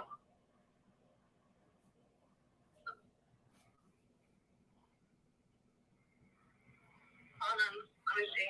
I'm in my car. Oh, you in your? I'm sorry, you driving. I'm sorry. That's okay. That was okay. Well, let me pull it up on my.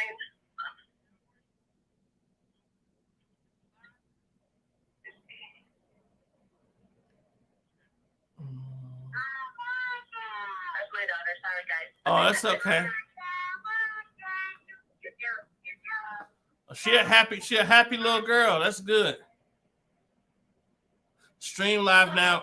Recent coverage, originals. It's not coming up probably because I'm in the car, but okay. If you want, when I get home, I will just take like a screenshot and I'll okay. Text it. Can I text it to this number? Yeah, text it to this number. All right, I'll do that. All right, thank you. So like every hour they're doing like little updates. It seems like so far. Okay, perfect. You know? But they're keeping the cost kind of down, so we don't have to keep searching everywhere. Okay, that makes sense. Thank you. Thank you. All right. Thank you. Bye. Bye-bye.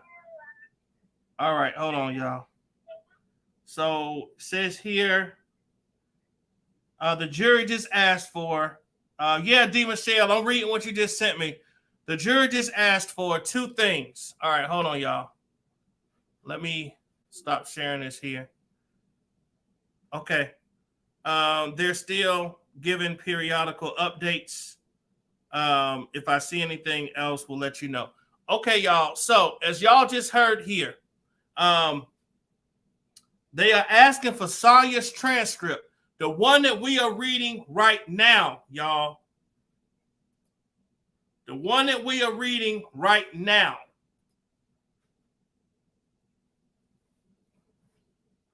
Okay?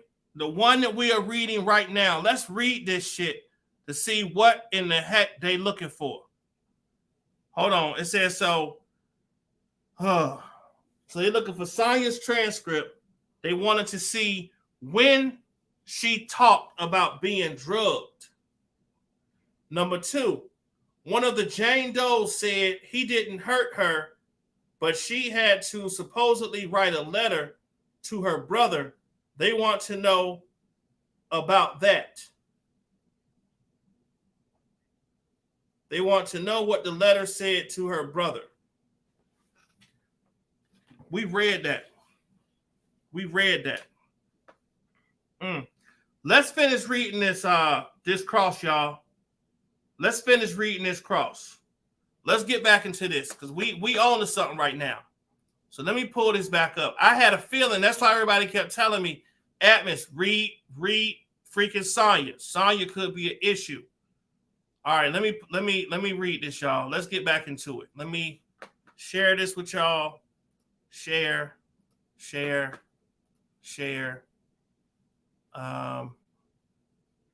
We actually exactly where they at. Hold on. Share. Okay. Hold on. Let me pull this up.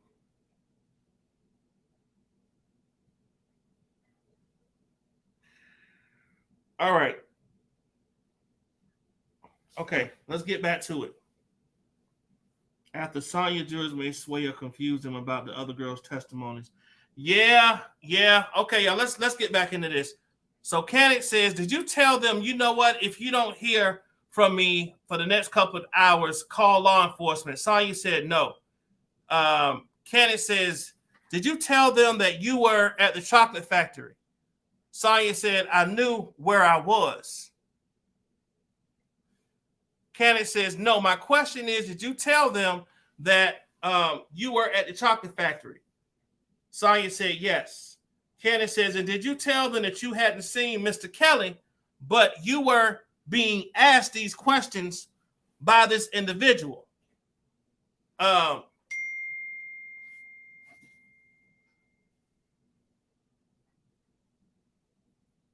on, y'all. Oh, okay. BNC. Let me see what the heck BNC is. Let me see if BNC has an app on here. Y'all be patient with me. I'm trying to make sure that y'all not missing nothing. Let me open up a new one. Let me see. BNC. BNC.com.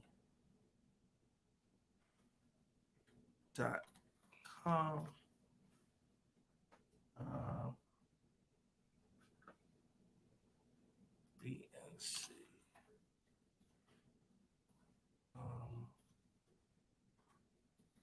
News. It says BBC. No, that's not what I freaking want.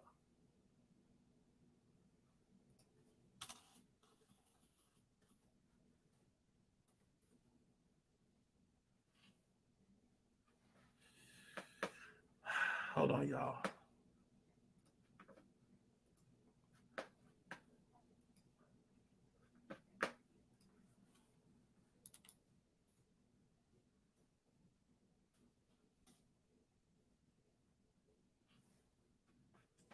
BNC News. BNC Truth.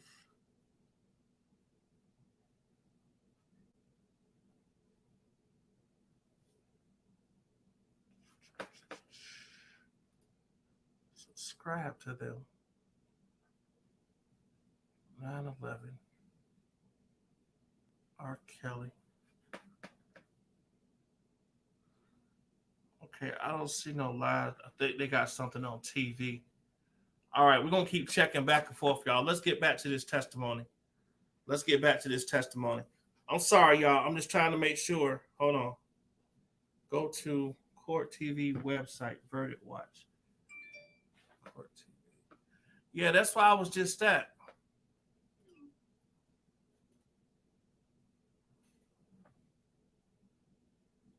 Oh, okay. Go to Court TV website. Okay. So Court TV live streaming.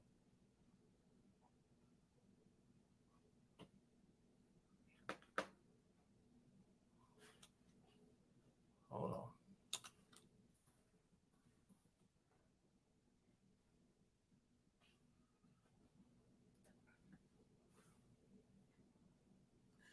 That's why I was just at. It's not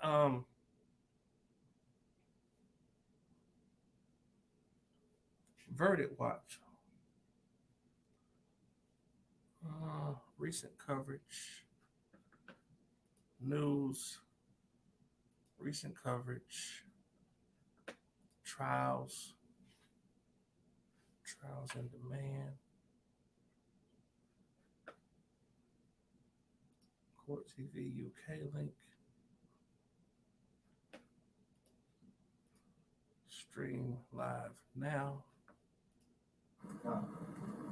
What's good for the goose is good for the gander.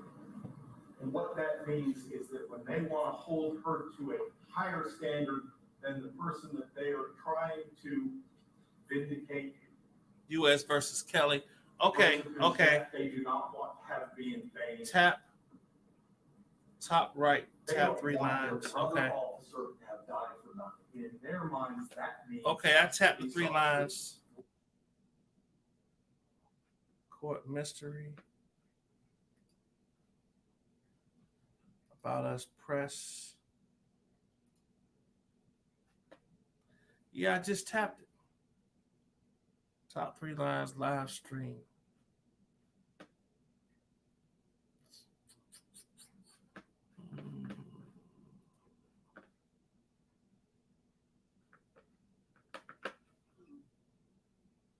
They have someone else's case right now. Okay, yeah, I was just looking at that.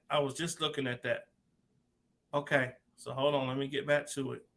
Okay, I see what we're talking about now. He's going to finish it out. Okay. Here. I won't have another chance to speak. So this is currently what's going on But I will ask you right now. to look hard at this evidence. Go here. This is about not an Oh, average. y'all, let me share this.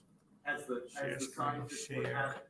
It's not about the amalgamation of a few people all divided. No, this is about an individual and an individual's life. And punishing someone for an accident will do nothing to bring back this poor officer whose life was lost. Just live it up. So, All right, Susan, an accident, and this was not some master criminal. okay. Do you think that argument might hold weight, given we're now looking at 9 hours, 20 minutes of this jury deliberating? It would hold weight if there were no alcohol involved, but she's drank. She has drunk, I should say, the equivalent of 6 beers and a shot of vodka. She's on, video with that. And then she goes and drives and hits someone who's doing his job. He's not doing anything wrong. I'm not a fan at all of his argument saying that the officer was somehow at fault here. I mean, that does not sit well with me. But again, we've got a jury out for almost 9 hours. We've got 9 hours and 20 minutes. And,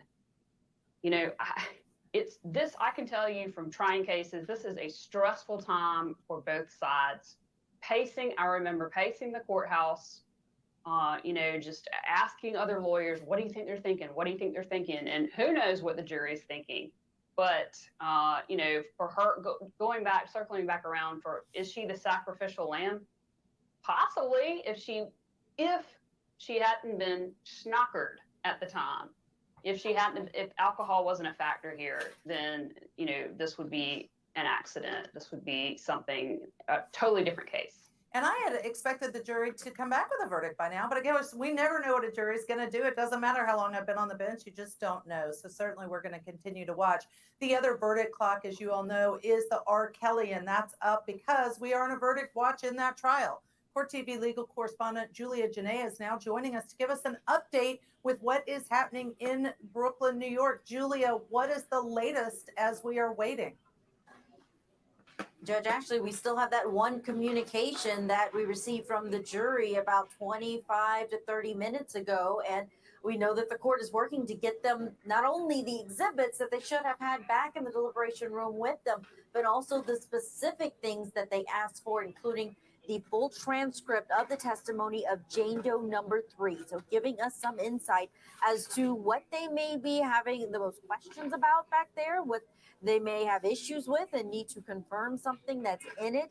Jane Doe number 3's testimony was one of the most horrific when it comes to how short her interaction was with the defendant and what she alleges, that she was kidnapped, that she was inside of his studio there for an interview and ended up being assaulted while she was unconscious. It's her allegation against this defendant. So this jury wanting to know more about it. We know the defense said that her claims are unfounded. They're 20 years ago, 2003, that there was no rape kit, no police report. at the time, and that the drug allegations aren't something that anyone else has come into the courthouse to talk about. But this is what this jury seems to be focusing in on, and we're still waiting to see if they're going to say anything further once they get those exhibits and that transcript. Right, absolutely. And I know, Julia, you shared with us a little bit earlier that we did not yet have any idea of how long they may stay. Is the court going to stop at 5:30 like they have been? We just don't know. So I know you'll continue to update us. I think given the jury is still out deliberating, it's a perfect time to talk a little bit about the jury composition and who is on this jury. This is a jury of 12, federal jury, of course. There are 5 alternates that were selected. We started out with 6, and 1 was dismissed for work reasons. The gender breakdown is 7 men, 5 women. We were not given any racial background information from this court, but observing them, they are diverse. We have multiple races or racial backgrounds on this jury. As far as their occupations, we have a fraud investigator, a flight attendant, a cook, a superintendent, someone who worked in hotel guest services, an array of backgrounds and professions for the men and women who are going to be deciding this singer's fate. And how did the judge deal with alternates in this particular case? There are different ways that can be done. Are they still there in the courthouse? Were they released? There are many things that we are not able to hear because we are not inside the room with the trial that's going on. We're in that overflow room. And we didn't hear the judge give that information about the alternates. So we don't have information about it, if they had to stay, if they could leave, but be on standby. But we are working to get that information from the officials so that we can know what's going to happen with them, especially if deliberations run long and if something it becomes an issue with one of those jurors while they are in the deliberation room. All right. And we also know a lot of people know RKelly's music, a famous R&B singer. Tell us, Julia, when you were talking about the composition of the jury, how was it dealt with in terms of jurors' familiarity with RKelly or not? You can probably hear that music in the background. It's playing. His supporters play his music constantly. And one of his most popular hits, I Believe I Can Fly, was playing not too long before the commercial break, before your show started again right now. So that is a huge part of the case as far as figuring out who would be on this jury. I was here for jury selection, and I know it was one of the questions on the jury questionnaire about how familiar they were with this defendant and his music. And at least one of those alternates, the initial alternate, said that she grew up on his music. I Believe I Can Fly was one of her favorite songs. But she is the alternate, we believe, who was dismissed for a work issue. She was starting a new job, and she was let go early on. That's why we are down to 5. But we do know there are other jurors who said they were familiar with not only his music, but the claims against him. All right, Julia Janae, we appreciate all your live reporting. I know you will bring us any information just as soon as you have it there in Brooklyn, New York. When we return, after we squeeze in a quick break, we're going to look at some of the evidence the jury in Tennessee is considering in that hit and run murder trial. That's here next on Court TV Live. This is true crime all the time. We continue our gavel-to-gavel coverage. We're live in courtrooms across the country. This is what I love to do. This is Court TV. What a day it has been as we continue our gavel-to-gavel coverage. Is there reasonable doubt? We'll find out. Welcome back to Court TV Live. Your front row seat to justice. Ahmaud Arbery was jogging when he was followed by 3 men. He's trapped. He was just jogging. Murdered in the street. He was my baby. How many of us live in a community where we think everything is okay? Bu yılın son büyük indirimi sonbaharda Bellona'da. Birbirinden şık tasarımlarda %50'ye varan indirimler sizleri bekliyor. Üstelik Yapı Kredi World'a özel fırsatlarla. Evinizde görmek istediğiniz yenilik yılın son fırsatlarıyla Bellona'da. New developments in the case of Doomsday Cult Mom Lori. All right, y'all. I'm going to leave it up. We're going to come back to it. I'm going to leave it up. We're going to come back to it. But we good now. We good. So let's get back into these transcripts. Hold on. Let me share this with y'all. Boom, boom, boom, boom, boom, Boom. Okay. So says here, and didn't you tell them that you hadn't seen Mr. Kelly, but you were being asked these questions by this individual? Sonya said, Charity, yes. The government said, did you tell them that this person got all the family personal information? Sonya said, I told Charity basically everything. The candidate said, and then you hung up. Sonya said, that's correct. The candidate said, were you scared? And you were scared, right? Sonya said, I was. Candidate said, petrified. Sonya said, I was terrified. Candidate said, terrified, embarrassed, right? Sonya said, that's correct. Candidate said, humiliated, right? Sonya said, uh-huh. Candidate said, but never called law enforcement. Sonya said, no. Candidate said, you never told someone to send me some money so I can go home? Sonya said, no, I didn't. Candidate said, never look at the round trip ticket that I said, you know what? That door is open. I'm going home. The government said, objection. The judge says, I feel like we have been over this before, but you can answer the question. Sonya said, no, I didn't. Ugh. Candidate said, and after, according to you, Mr. Kelly raped you, you didn't go back to Salt Lake City and tore up the picture. Sonya said, no, I didn't. Candidate said, now before you went out to Salt Lake, to Chicago, from Salt Lake to see Mr. Kelly, you spoke to your manager and he told you to go out and meet him and do an interview and a photo shoot. Do you remember that? Sonya said, he never said a photo shoot. Candidate said, okay, I'm going to ask you to read, starting with during to yourself, and let me know when you are finished. Sonya said, reviewing. Candidate said, have you finished? Sonya said, yes. There is no photo shoot. Candidate said, isn't it a fact that when you spoke to the government, you told them that your manager told you to go meet with Mr. Kelly and to do an interview and a photo shoot? Candidate said, Sonya said, that is incorrect. Candidate said, so if the government wrote that in their report, that's inaccurate, am I correct? Sonya said, that's correct. Oh my God.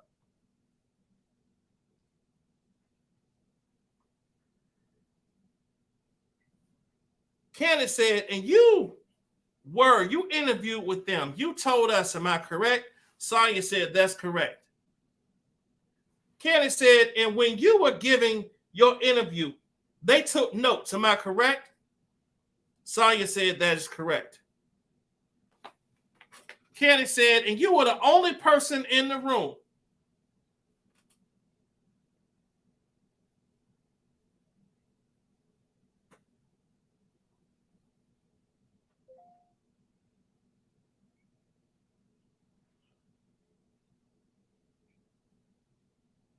Okay, that's a great suggestion, Shia. That's a great suggestion. Hey, okay, you know what? Actually, Shia, I do have people that's on that told me when I need to. The people that just sent me messages that say that they're watching it and they'll let me know when to pull it up. Let me know so I can continue reading the transcripts. But thank you, Shia. That's a smart idea. Thank you.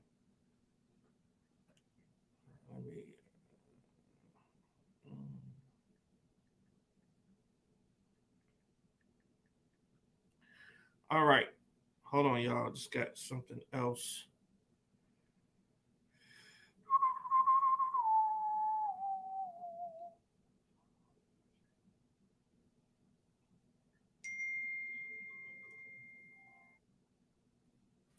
Hold on. What up, Tom? No verdict today? Okay, they just said that.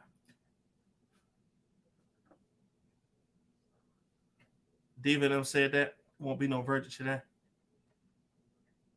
Okay. Okay. All right, y'all. So it looks like there will. Okay. So, there will not be a verdict today, y'all. The verdict will be either on Monday or Tuesday. Hold on. I want to start with the testimony of the BAC at 0.14 to 0.18, because that is the blood alcohol level that's been estimated. What type of 0.14 to 0.18? Is that a lot? Okay, I just got confirmation from a lot of people. It's a lot. Okay, And I represent a lot of people who are charged with DUI and some folks that I represent. Okay, y'all. So there will be no verdict today. No verdict today. So we're going to be sitting around here all weekend. Oh, my goodness. I tell y'all, we're going to finish this Sonya thing because it's something in here. We got to figure out what the hell it is that they asked for her asking about that. Hold on. Let me see what y'all saying here.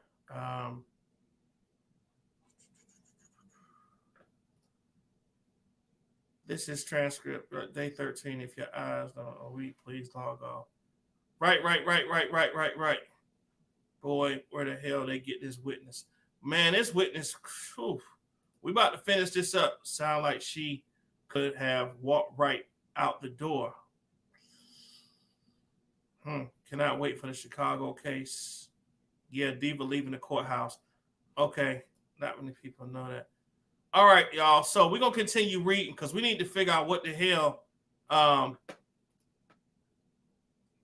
So they deliberating over the weekend. I'm not sure. Something that blew their muffin bat blue. All right, let's get back into this, y'all. I'm getting impatient. We all getting impatient. I'm like, damn.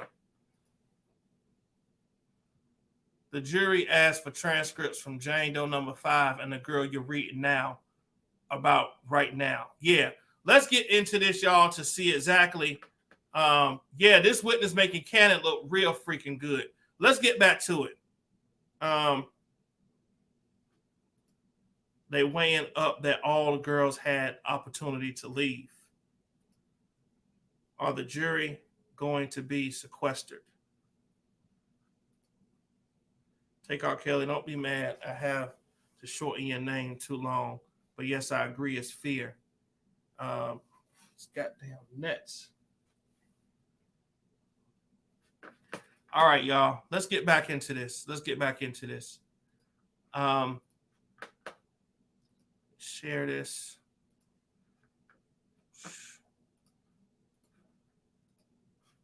All right, let's get back into this. Candace said, and you're the only person in the room who actually gave them this account and said what happened to you. Am I correct? Sonya said, yes. Candace said, now, when you intentionally went out to meet with Mr. Kelly for this interview, how long had you planned on staying? Sonya said, a day. Candace said, so you were planning to return the next day? Sonya said, the day after the next day because I missed that flight. Yes. Candace said, and that's why you took luggage. Sonya said, yes. Candace said, and when the next day came, you didn't let the receptionist know. Look, it's time for me to go, to leave. Sonya said, I did 5 minutes after I got there, basically. Hold on. Kelly said, and when the next day came, you didn't let the receptionist know, look, it's time for me to go, to leave, ? Sonya said, I did. 5 minutes after I got there, basically. Kennick said, so 5 minutes after you got to the chocolate factory, you told them you wanted to leave? Oh, shit. Hold on. Y'all, excuse me.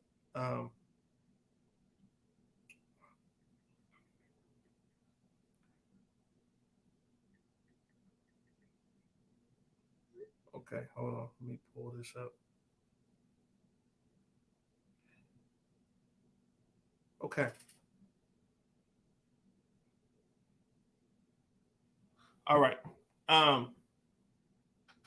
Kenny says, so 5 minutes after you got to the chocolate factory, you told them that you wanted to leave? Sonya said, yeah. The door was locked. I wanted to get out.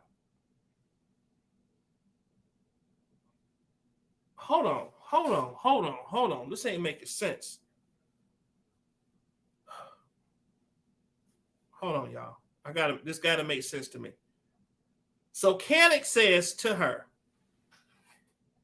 and when the next day came, you didn't let the receptionist know, look, it's time for me to go or to leave. Sonya said, I did. 5 minutes after I got there. Basically. Kennick said, so 5 minutes after you got to the chocolate factory, you told them that you wanted to leave. Sonya said, yeah, the door was locked. I wanted to get out. Kennick said, I don't want to belabor this, but you wanted to get out of there, right? Sonya said, I did. Kennick said, but you never called the cops? The government said, objection. The judge says, I feel like we've established that. Kennick said, yeah. I think this witness is confused because she just confused the hell out of me, y'all. I don't know about y'all. A lot of y'all are probably a whole lot smarter than me. But when I just read those questions, did it make sense for her to say, yes. Hold on, let me do that.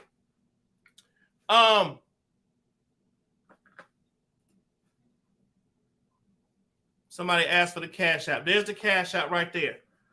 Y'all tell me that little sequence right there just simply did not make sense to me. But we're gonna keep reading. We just reading the transcripts, okay? The government said objection. The judge says, I feel like we've established that. Kennick said, yeah. Then Kennick said, now, before going out to meet Mr. Kelly for this interview, did you know where you were going to stay? Sonya said, I did not. Kennick said, and you didn't ask where you were staying? Sonya said, no.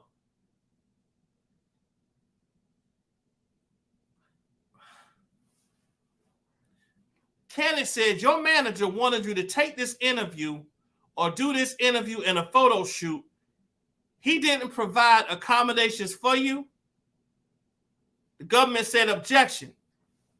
The judge said overruled. Sonya said he did not. Kennick said, okay, he didn't purchase the tickets, the airline tickets? Sonya said no. Kennick said he didn't give you cab fares. Sonya said no. Kennick said he did not give you monies for food. Sonya said, no, he didn't. Kennick says he did not give you anything whatsoever by way of finances to help you make this trip successful. Sonya said, no. Hey, Eric Boyd,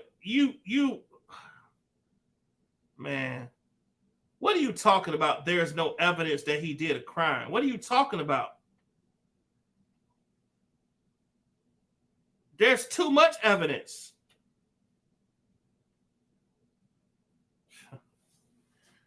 All right.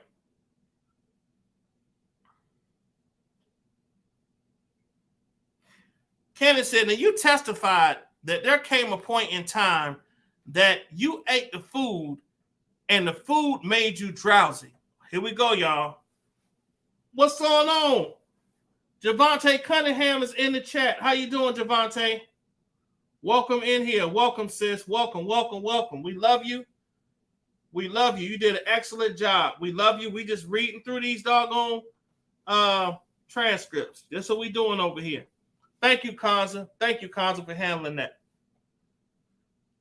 Y'all put hearts up for Javante Cunningham, please. Everybody put purple hearts all through the chat for Javante. Show us some love. Show Devontae some love. All right. So then Kenneth says, made you drowsy. Sonya said, that's the word, yes. Kenneth says, how do you know that it was the food that made you drowsy? Sonya said, what else could it have been? Kenneth said, well, you said you hadn't eaten in 3 days. Am I correct? Sonya said, correct, a long time. Kenneth says, could you be drowsy from not having eaten? Sonya said, I don't know. Kenneth says, and you testified that there came a point in time that after eating a couple of bites and drinking a couple of sips, you got extremely fatigued, correct? Sonya said, that's correct. Kenneth says, and so fatigued, Sonya said, I just felt full.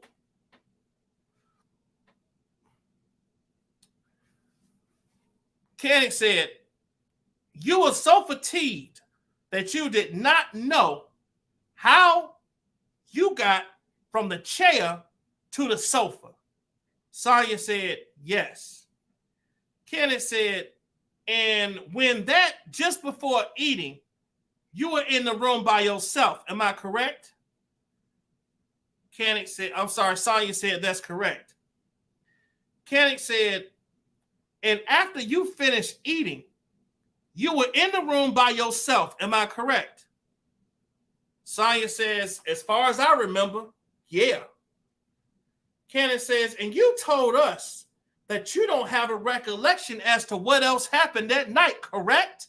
Correct? Sonya said, not correct. I don't remember. Whoa. Hold on. Damn. Hold on. Hold on. So Kenneth just asked her, and you told us that you don't have a recollection as to what else happened that night, correct? Correct? Sonya responded, not correct. I don't remember.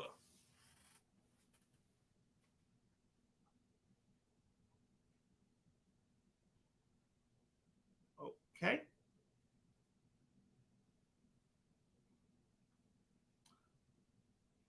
There's no verdict yet. There won't be a verdict until next week, y'all.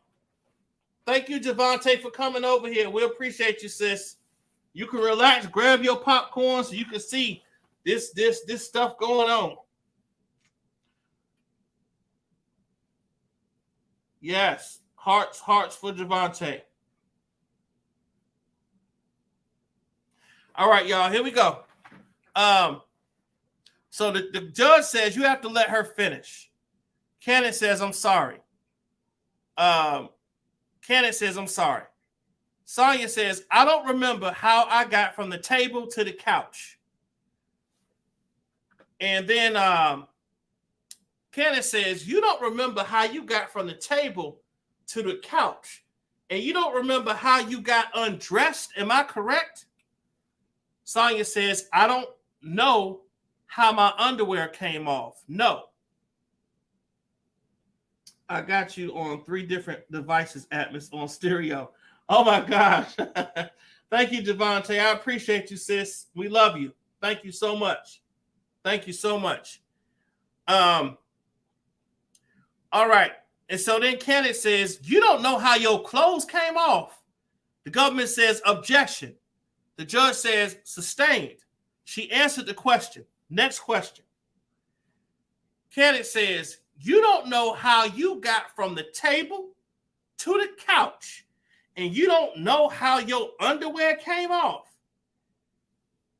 The government says, objection. The court says, overruled. Kenneth says, right. Sonya said that is correct. Kenneth says, what were you wearing when the food was delivered to you? Sonya said, my nightgown. Kenneth said, and when you woke up, you had your nightgown on. Sonya said, that's correct. Hey, Miss Davis, how are you? Sonya said, that's correct. Kenneth said, but you didn't have your underwear on? Hold on. Whoa. Hold on. Let me go back up. Kenneth says, what were you wearing when the food was delivered to you? Y'all, this is the part where it looks like the jurors are asking to see around the time that she had the food delivered to her. There's something here, y'all. This line of questioning, yeah. Here we go. So, yeah, exactly, Tabo. Now she got a nightgown on, but don't want to be there. Ugh. Here we go. What were you wearing when the food was delivered to you?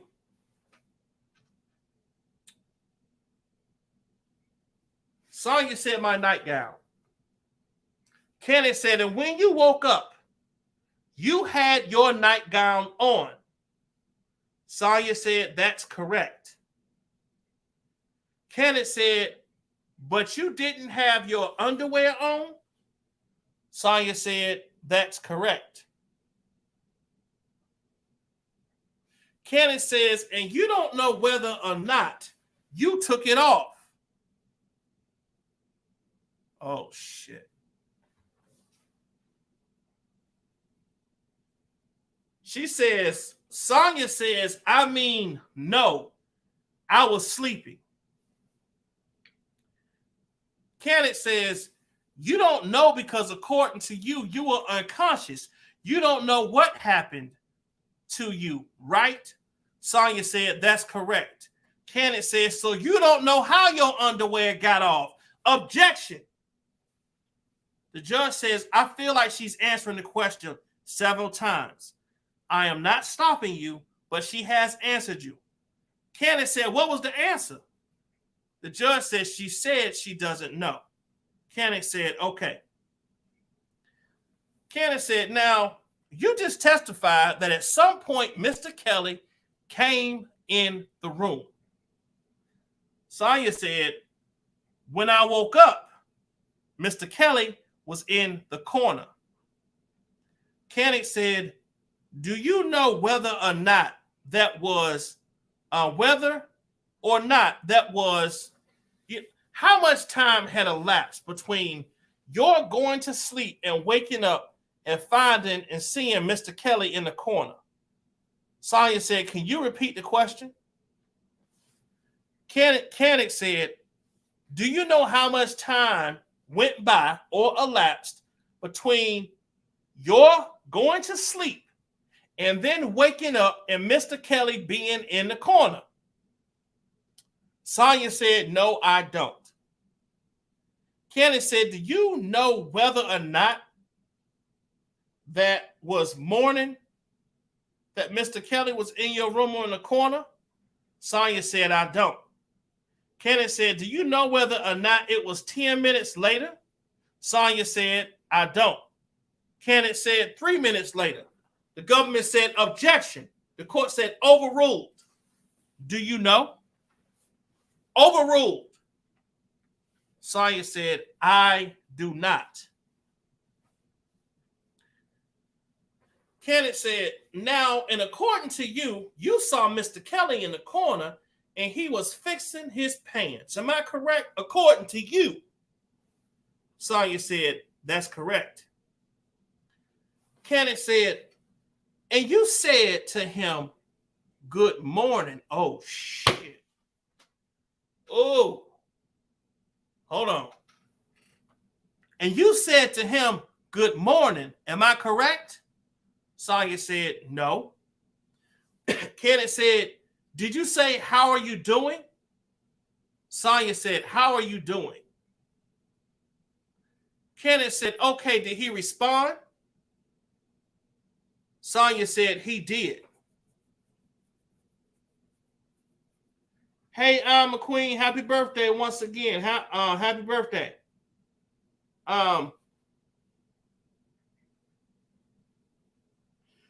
Tammy Beckham.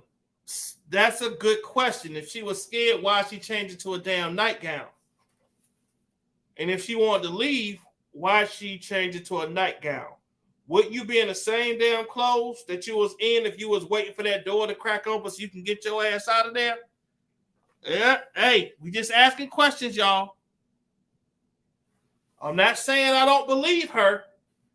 I believe what she's saying, but I'm starting to look at this cross and this looking real damn funny and finicky to me. I see why they wanted me to read this and said, Atmos, you need to read this. So y'all reading it with me. This is my first time reading, like it's y'all first time seeing it too. BBP, you'll be layered up. Exactly. All right, here we go. Here we go. And at this time, according to you, you felt a very strange because you said you felt discharge in your vaginal area. Am I correct? Sonya said, I felt something wet. Kenneth said, you felt something wet. Now, you told the government that you didn't know what was going on or what happened, correct? Sonya said, that's correct. Kenneth said, and in fact, you told them that you could not say categorically that there was a sexual encounter. Am I correct? Sonya said, that is correct. Whew. Kenneth said, so basically, according to you, you woke up, according to you, you saw Mr. Kelly in your room, and according to you, he was fixing his pants, but you can't say that there was a sexual encounter. Am I correct? Sonya said, something had happened to me. Kenneth said, my question is, you can't say, and in fact, you told the government that you could not say categorically that there was a sexual encounter, correct? Government says objection. The court said overruled. Sonya said, that's correct. Kenneth said nothing further. Hot damn, y'all.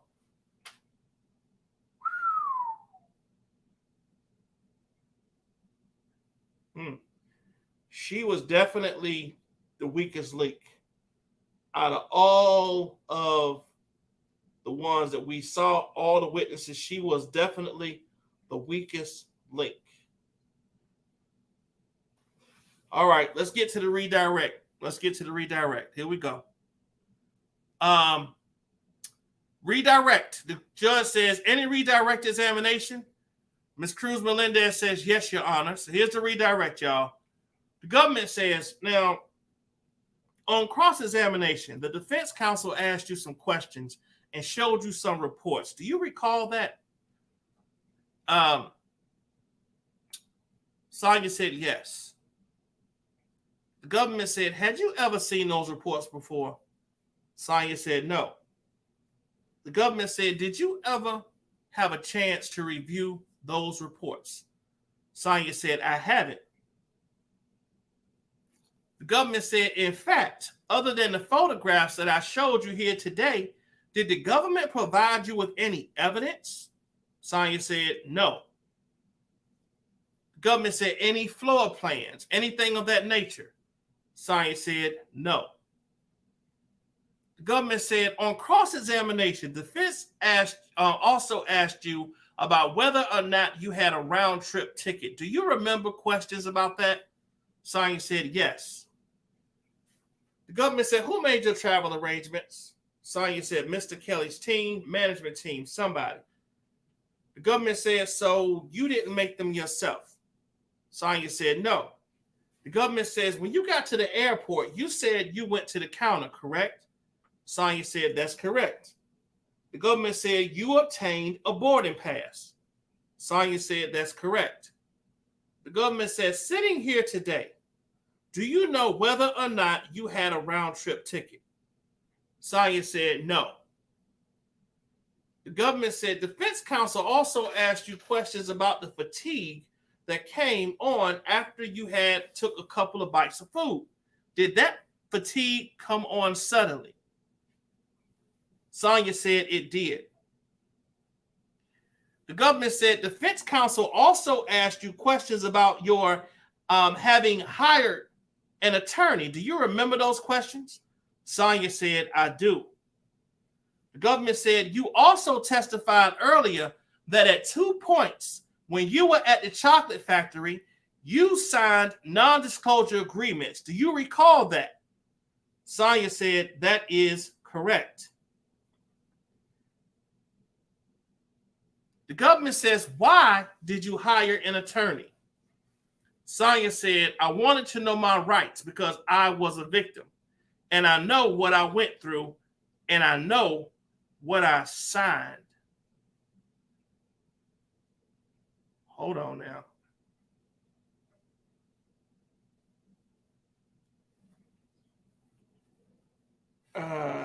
Government said, and what did you understand your signing those non-disclosure agreements to mean? Sonya said that I wasn't supposed to tell anybody. The government says, now defense counsel also asked you several questions about why you didn't go to the police when this happened to you. Why didn't you go to the police? Sonya said, number one, I didn't think anybody would believe me. And he had the address, the names, the phone numbers of the people that I cherish the most. More importantly, my daughter. Okay, there we go. There we go. Oh, shoot. Whew. They got her back on track. They got her back on track. They got her back on track. What's up? What we got? What we got? We got all the haters coming in here. I got enough mods in here. Y'all know what to do. Let me let y'all other side know. Y'all can come in here and voice your opinion, but you better be respectful because I just rented about 30 more houses over on block land. And you know, they need residents. So I got a lot of people in here that will send you there. So just be respectful. You can say what you got to say. Just please be respectful. Okay? All right. The government said you testified that just prior to your leaving, the individual who made you sign that non-disclosure agreement said you don't fuck with Mr. Kelly. Is that correct? Sonya said that's correct.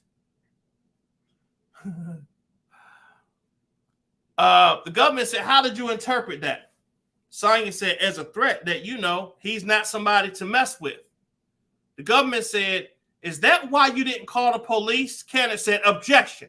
The court said, sustained as to form. Sonya said, that is correct. The judge says, that means you can't answer. The witness says, sorry. The judge says, that's all right. You can rephrase if you want. You can rephrase if you want. The government says, sure. Did that have anything to do with the reason you didn't call the police? Sonya said, yes. The government says, is it fair to say that it's not easy for you to be here today? Sonya said, that is very true. The government said, testifying before strangers about what happened. Kenneth said, objection. It's beyond the scope. The judge says, overruled. Sonya said, that's very true. The government says, sitting here today, do you have any intention of talking about these events publicly again? Sonya said, no.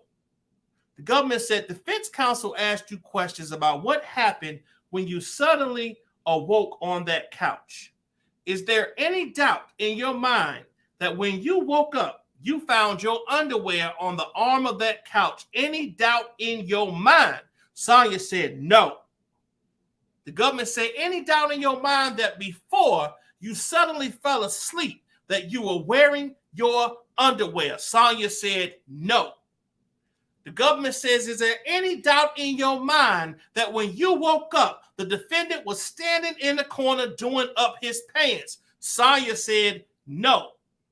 The government said, is there any doubt in your mind that you suddenly woke up and you had fluid and wetness on your vaginal area? Sonya said no. The government said, now defense counsel asked you about whether or not you know definitely what happened in that room. You testified that you know your body. Sonya said that is correct. Government said, based on knowing your body, what happened in that room? Sonya said, I was sexually assaulted. There was something in me that it wasn't something I invited. The government said, was there anyone else in the room when you woke up other than the defendant doing up his pants? Sonya said, no. The government said nothing further. The judge says, any recross? Canick says, brief. Canick back at it. Canick says, you knew your body when you spoke to the government. Am I correct? Sonya said, that's correct. Canick says, and hold on, is that correct? And Canick says, and you knew your body well. Am I correct? The judge says, I think your microphone might not be on. Canick says, you know your body when you had spoke to the government. Sonya said, yes. Canick said, and you knew your body when you told them that you couldn't say categorically that a sexual encounter occurred. Sonya said, correct. Canick said, you knew your body then. Am I correct? Sonya said, yes. Canick said, nothing further. The judge says, anything further? The government said, nothing further. The judge says, the witness can step down. The judge says, jurors, I'm just going to give you a break for 10 minutes. Please don't talk about the case. We'll see you in a few minutes. The courtroom deputy says, all rise. The jury exits. The judge says, everybody can have a seat. Anything before we take our break? Canick said, no, your honor. The judge says, not from the defense. And who is the next witness? And then the government says, Anna. The court says, okay, that doesn't require me to make. I can make decisions. I'd rather just give you a break. The government says it doesn't require. The judge says, so we'll see in about 10 minutes. Y'all, it's at 28:13. Somebody put 28:13 in the chat, please. 28:13. Oh, okay. We're about to talk, y'all. Let's talk for a minute. Let's talk about this. Let's talk about this. Okay. Oh, man. What y'all thinking right now? What are y'all thinking right now? What are y'all thinking about? Let's just talk about this one, Sonya. We're gonna narrow this down to just Sonya. We just read her whole testimony. We read the cross. We read the recross. We read the redirect. We read everything. What are y'all's feelings about Sonya? If you think Sonya was credible, put a 1 in the chat. If you think Sonya was credible, put a 1 in the chat. If Sonya makes you nervous, put a 2 in the chat. Hold on. At Miss Love, how may I help you? Hey, how you doing? You want to be live or no? Okay, hold on. All right, Shaw baby, you live. Hey, y'all. Atlas, do you have a I'm trying to tell you how you can look at court TV and how you can hit the button. Are you looking at your TV or are you looking at your computer screen? Computer screen. Okay, if you're looking at your computer screen and you pull up Court TV, it should be a button that you see in that box that you can be able to hit any episode of Court TV that you want to hit. And you'll see the one that got Verdit Watch on there, and you can hit that button on that screen inside of that block, and it can take you to each Verdit Watch that you see. Oh, perfect. Okay. Because we had it on early. I finally figured it out. It took me forever, but I finally did figure it out. But I appreciate you letting me know, because I know how to get there now. Okay. I just wanted to make sure that you know how to get it, but I'm keeping an update on it. So if I hear anything and I don't hear you on the line say it, I'll let you know. I'll text you and let you know. Thank you, sis. I appreciate it. All right, love you, bro. Love you too. Okay. Bye-bye. Okay, bye-bye. All right, y'all. Thank y'all. Y'all always looking out for me. Okay, let me see what y'all saying now. So number 1 was she was credible. Number 2 is she makes you nervous. Riri said 1, credible. I hope Sonya doesn't jeopardize the other victim's testimony.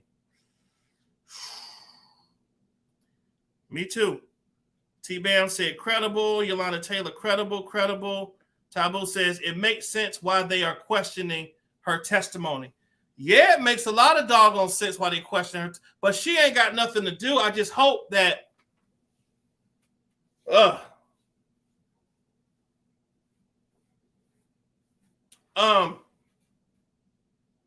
I really hope that she don't taint the other ones. But you know what? The other ladies did so well. Javante did a great job. She was Faith did a great job.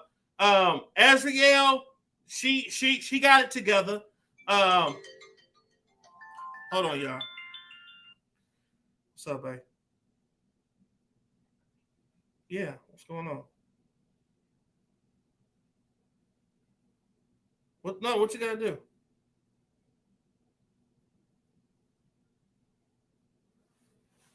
Okay. All right. Okay, y'all. I'm gonna see what y'all are saying for us. 28-13. LD says 2 makes you kind of nervous. Burden of proof not met.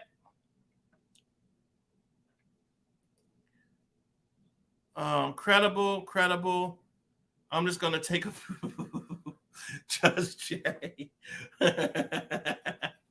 She says I'm gonna take a BC. Nervous.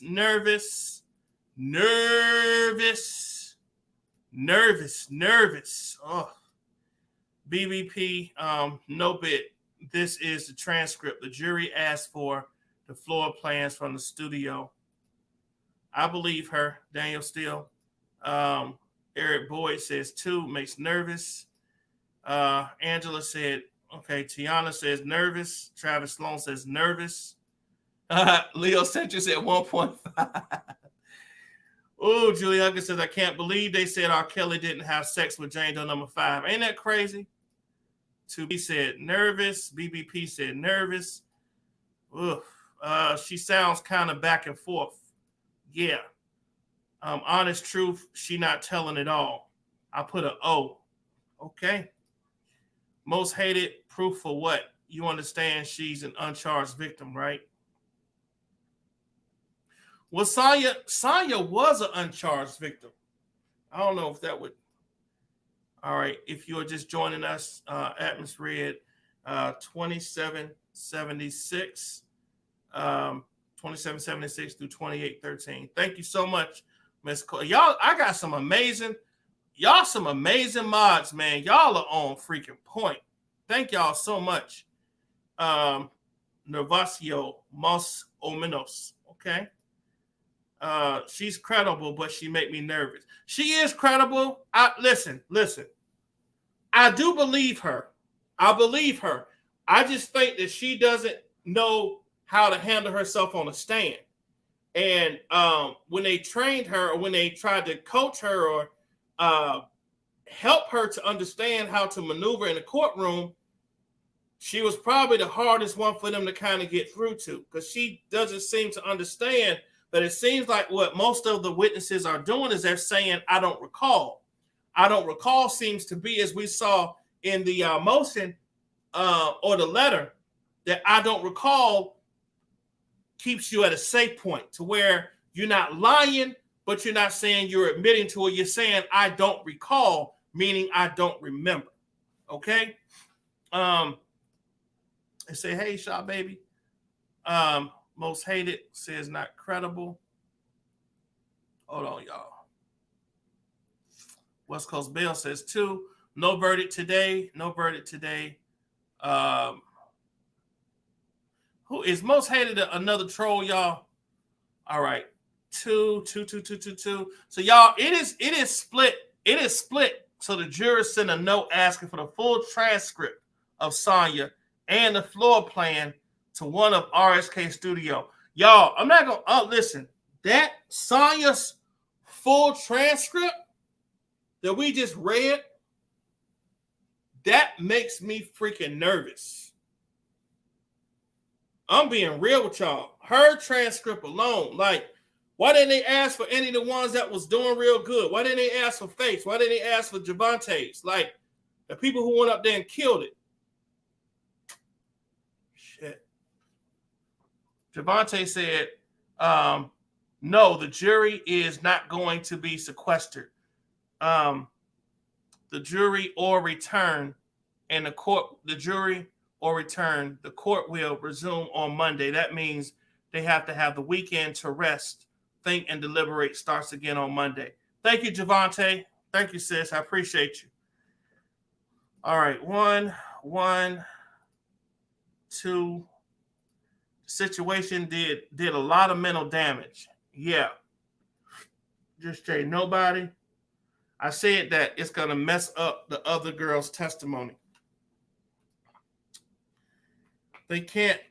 Too much evidence. There is too much. Hey, Nevada Foreman, how you doing? My first time seeing you here. Thanks for coming in. They can't. Too much evidence. There is a whole lot of evidence. Most haters said the government must prove its case beyond reasonable doubt. Well, they can prove it a lot with everybody else. I don't know about Sonya. Makes me nervous. She isn't a credible witness, but I don't think she is strong enough to turn the table. Right. Tabo, I agree with. She's not a credible. Ugh. Hey, that's the thing. I don't want to say I don't want to say I don't believe her. I don't. She did horrible on the stand. Let's just put it. Look, let's put it up. We're gonna tell the truth on this channel. She did a horrible. Her alone. Nobody else. I'm cool. Everybody else did their thing. She did a horrible job on the stand. Sonya was horrible. Horrible. I'm sorry. Everything people told me, she the first one that everybody that told me about her. She the only one that I would say, you know what, okay, Atmos, you know, Daddy's girl said, I'm not worried because she was drugged. But Daddy's girl, she won't drugged on that stand, though. She won't drugged on that stand. Now, what happened in that room, I do agree. Like that was definitely, too. I can understand her in a sense, but I don't know if the jurors will. Okay, good point. Good point. Good point. I don't know, man. She's suspect. Karen A, I can't get a solid answer. Faith was a beast on the stand. Her and Javante was a beast. Now, I talked to Javante personally, y'all. Me and Javante actually, y'all, did a music battle against each other. And Javante a beast, period. So I know the government was pleased with her. Celestine G said 2. Sarah K said, I'm just totally confused at the order of her events. That's all I feel like. I would have a lot more questions for her. God, yeah, she.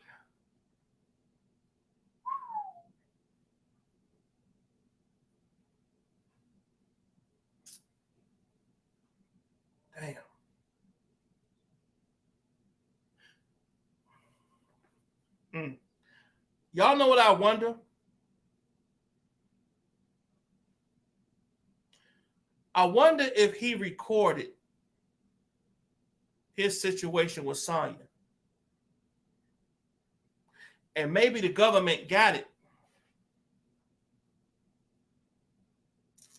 And maybe they said no matter how, this is just a hypothetical. I don't know. I'm trying to think within the situation.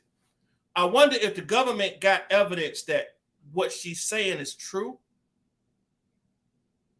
And that's why they put her on the stand. Because the way she speaks and the way she tells the story, because when they're on there, they have to verbally paint a story of what happened so that the jury can see this movie play out in their heads. She's a horrible storyteller. Like, if you was trying to get somebody to read a bedtime story to your kids, she ain't the one. Okay? Angela Lofton said, "Hey, Angela Lofton, how you doing?" She said, 2. Yeah, Faith was still. Unique Gemini said, "This is the first time I've heard about drugging. Plus, she couldn't remember anything, so the security could have assaulted her." Security could have assaulted her, but she said she woke up seeing R. Kelly pulling his pants up. So, okay, the unknown truth by the unknown said, "Not credible due to the fact that she went there to do an interview. No cash, no plane ticket to get back home. These are things she knew before eating the rice." Wow. Very good point. Court TV on.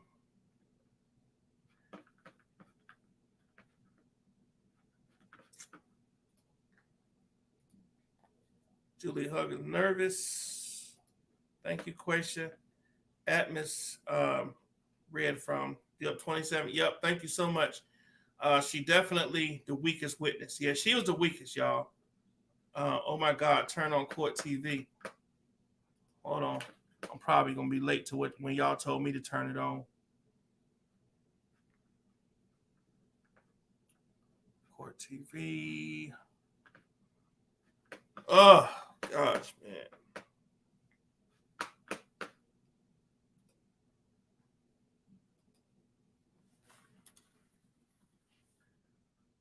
Court TV live stream.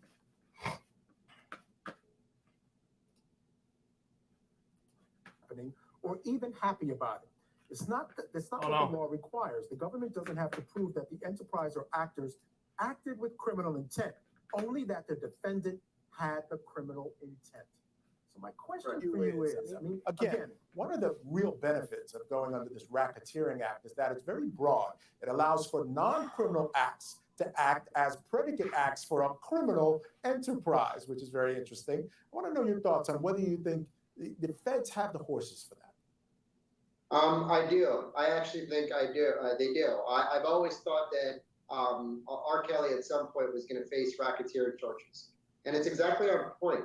Okay, we're looking where he's on trial, not anyone else is on trial, and their intent, their motive, while they were acting through him, which is really vicarious liability, really is insignificant when we're talking about the charges as they exist against R. Kelly.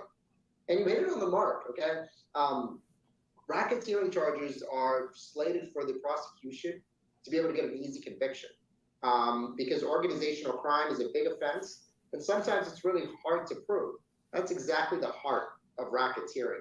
It's organizational criminal acts. It falls under the Mann Act, which is very on point to exactly the kind of conduct that R. Kelly is being accused of. So where can this jury find a way, if they didn't want to convict him of that, if they're not buying this racketeering, what the defense wants them to believe is something along the lines of that R. Kelly was marketed, and this comes from their closing argument, was marketed as a sex symbol, a playboy, and then he started living that lifestyle. Where is the crime in that? Okay, some people like kinky sex, and that's not a crime. That is the area where I think the defense wants this jury to see these facts a little differently. The idea that this is just the rock star lifestyle, and you can't criminalize that because it's all part of this whole marketing machine, and the dream becomes real, so to speak. Absolutely, and it would be great. That'd be a really good argument if the conduct that was alleged was actually legal. Okay, we're talking about young girls, we're talking about young individuals who can't consent to certain things. Exactly. The prosecution went through showing you what the rooms look like, what the floor plan looked like, and how the organizational crime was committed. Okay, if we're saying that this is the rock star lifestyle, which it could be, I'm not saying it's not. I'm not the jury. It could be. If it is, all of these girls would be of age. It wouldn't fall under the Mann Act, and it would be very hard to prove racketeering. Not the case here. I don't know how the jury is going to rule on it. There's a lot of indicia of what's required to at least be prosecuted for a racketeering charge in this case. Yeah, you make some fantastic points, because the idea that it was illegal and so many of the acts were sort of directed to cover up the fact that some of his likes or kinky sex was illegal. And I thought some of the most important evidence really revolved around those letters that he made folks sign, where he wanted to make sure that he had something to use against them. And that to me really gave the sense of the machine that was working on his behalf. And I'll tell you the other part that's hard to believe here is, you know, he was a genius. He was constantly working, constantly in the studio, producing incredible music, but yet he had the time to figure out all of this and make it go in the direction he wanted to go. That's the part that I think may be a little difficult for the jury to believe. Absolutely. Actually, you know what? Me and you discussed this even in other cases. And RKelly has gotten away with a lot of celebrity justice, and it's his safe haven, okay? We always go back to how beautiful his voice is, all the music and all the #1 hits that he has. And he uses that as an opportunity to shield, sweep under the rug any kind of alleged criminal conduct. And in this case, he's doing that. Once again, it's trademark RKelly defense. It's exactly what I would do if I was his defense attorney, which is to show that he's the safe haven and that he's not committing these criminal acts, and to say that it's all engulfed in one. But really, the prosecution is coming in and saying, I don't think so. Look at the level of sophistication of this organizational crime, starting from the get. It's almost like the guy was represented into some of these criminal acts.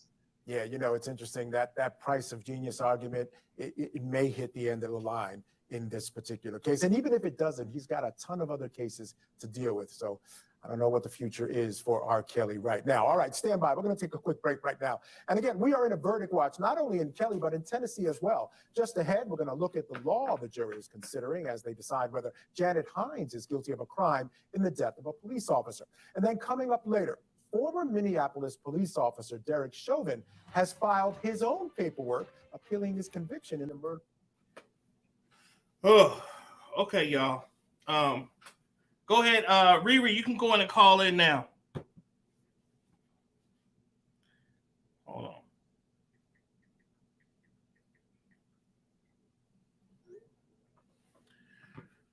Man.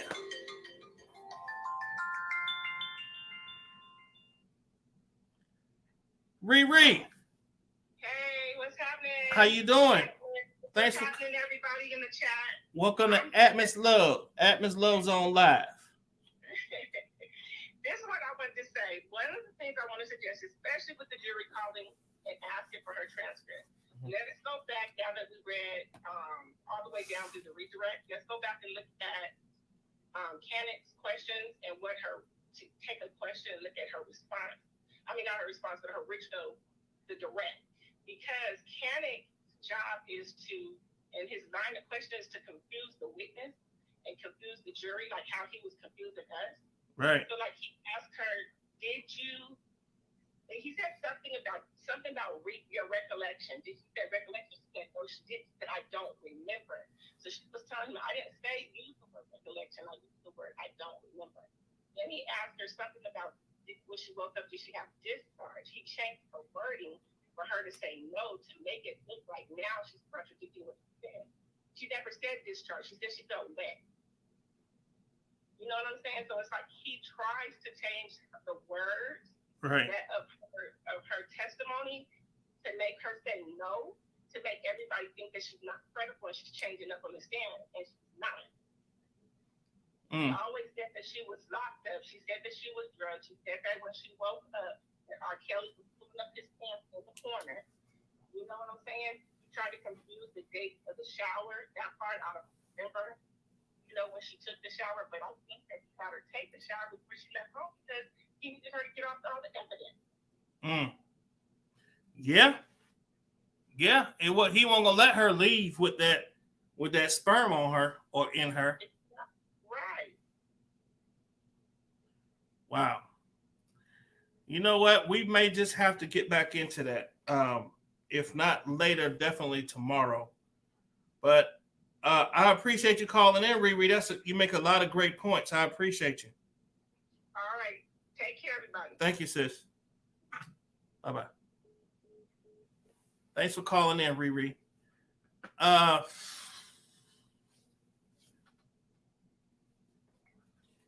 Let me see. Alice McDonald says, I think one of the jurors has been through sexual assault, and they may be able to explain different responses and mindsets to the jurors. I think things could be hard to understand from the outside, though. Well, here's the thing, and this is where they may be coming into an issue, y'all. And I'm not trying to offend the male species. I'm not trying to offend or defend the male species. But sometimes we as men, I believe they say they got, how many men? 7 men and 5 women. Am I right, y'all? 7 men and 5 women. Hold on.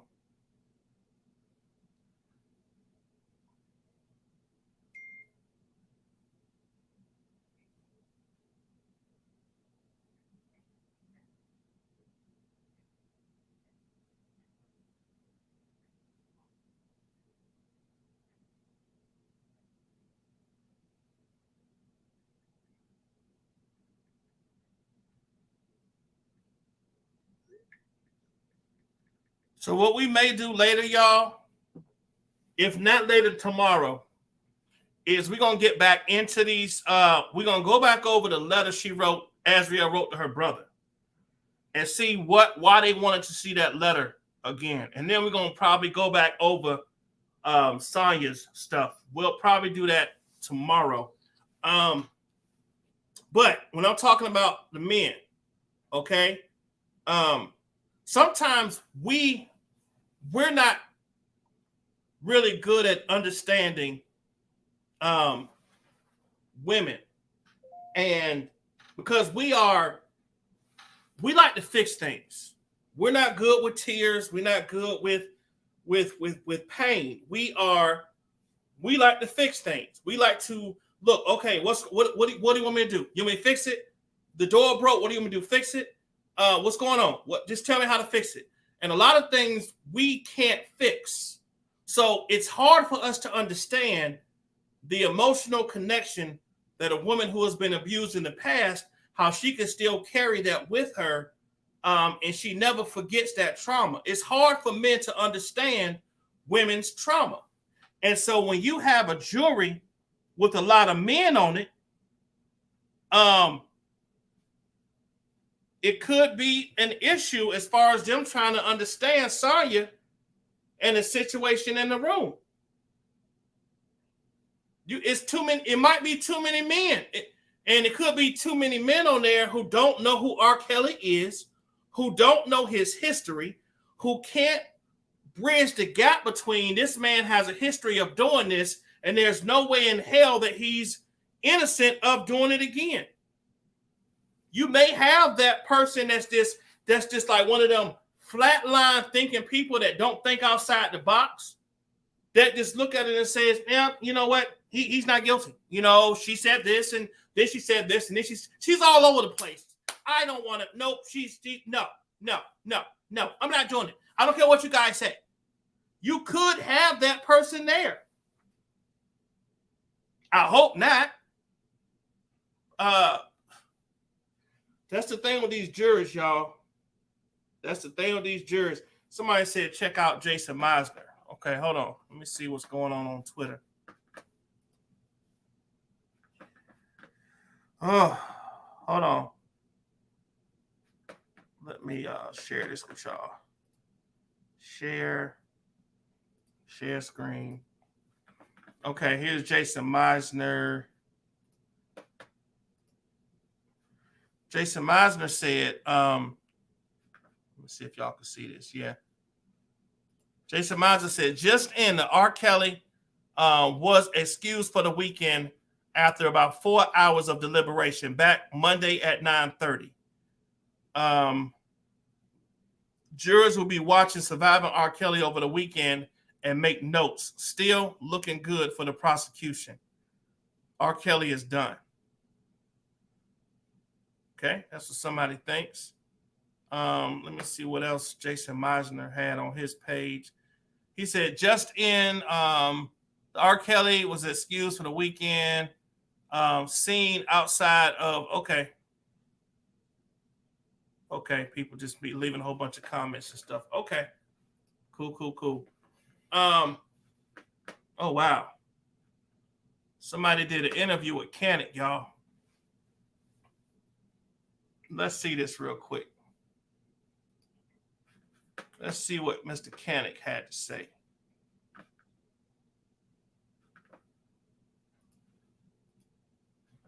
Hold on.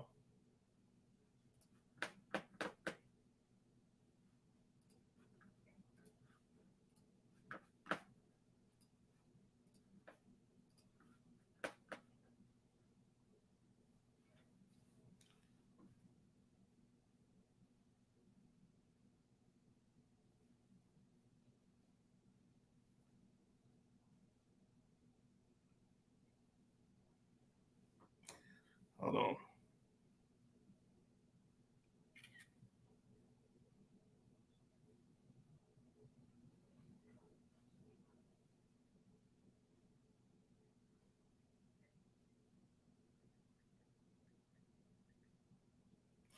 All right, let me see this, y'all. Let me see.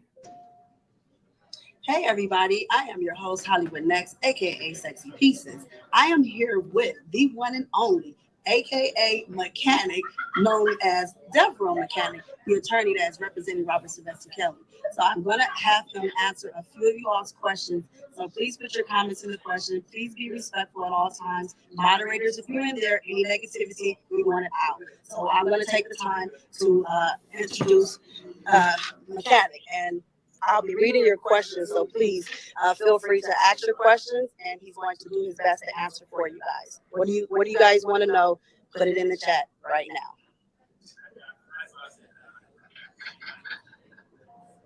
The jury wants to see the letters from Jane. That is correct. Please be respectful. Thank you so much.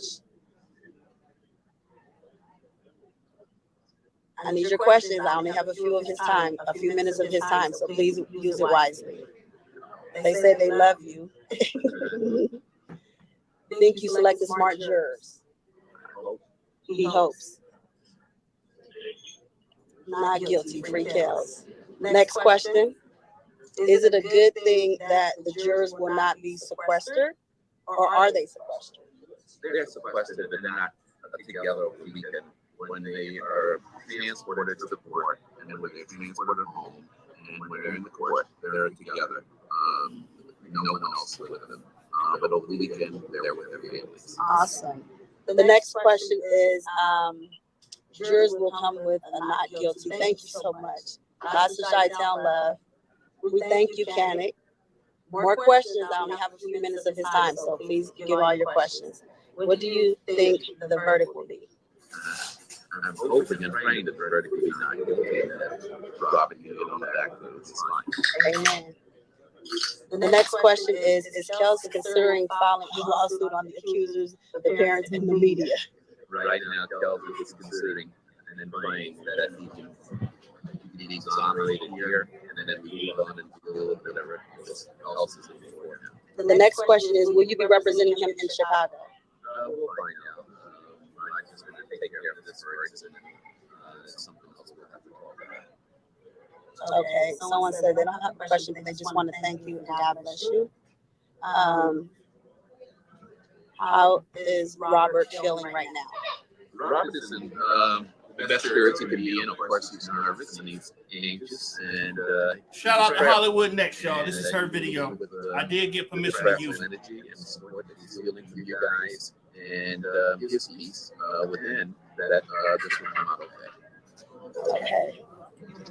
Did he feel the judge's attitude will affect the jury's outcome? I don't know his thoughts about that, but I just think that he's confident in the jury and hopes that they saw and heard what we did and come to the conclusion that we believe that the evidence suggests. Why wasn't the parents allowed to get on the stand? Because there are certain rules that you have, and you have to make sure that the testimony is relevant, and the court made the conclusion long ago that we could not call them unless we could show relevance as to the charges. But I think that what we needed to put out about the parents came out without us clear. And also, someone wants to let you know that you're an angel sent from heaven. I appreciate that. The judge, let's see, the next one is coming in so fast. Slow down, you guys. Continue to represent him forever. We formed a relationship. I didn't know him personally, but I loved his music, and I think that he, frankly, I think he's a genius, especially since I've gotten to know him. And I don't think that genius stops at the musical level. I think it's a genius philosophically and in terms of living a conservative life. And unfortunately, Robert attacked a lot of people, and some of those people were negative, and sometimes weren't giving him the best energy that he needed. But he's a strong man. He will go through this, and I hope to be there with him with my hands in his back. Amen to that. We appreciate you so much. I have 3 more questions, and I'm going to let Hannah go. You are Robert Sylvester Kelly's hero for helping him out. That's not a question, you guys.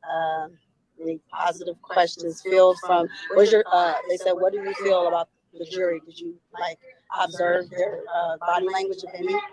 No, after I finished trying the case and after I finished my summation, I just leave it to God at that point. I don't try to read body language. I don't try to read anything into the notes because sooner or later it will manifest itself, and I just think that's a waste of energy because that's not a science, and I just don't think that it's helpful to the client. So I just maintain my faith, my belief, and hopefully my performance.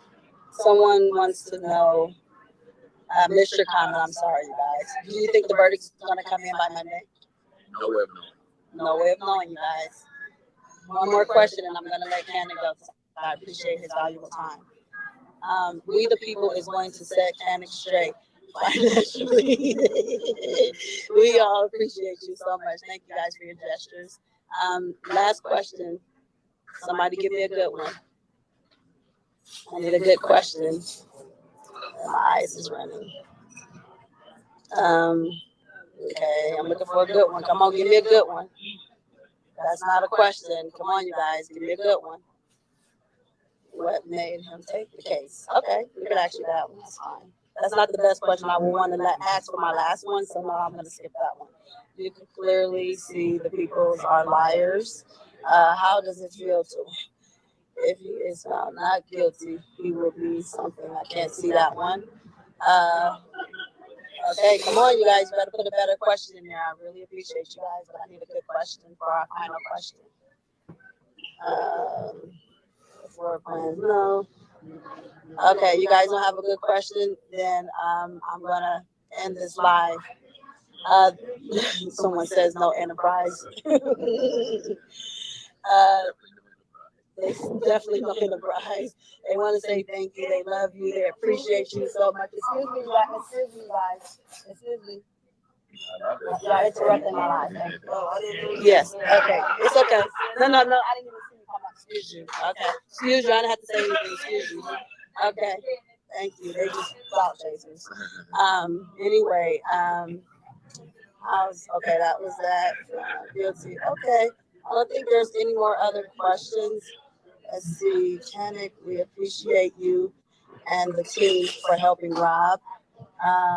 Owner. All right. Shout out to Hollywood Next, who gave me permission to play her video on my live. Okay, I got permission from her. Man, look.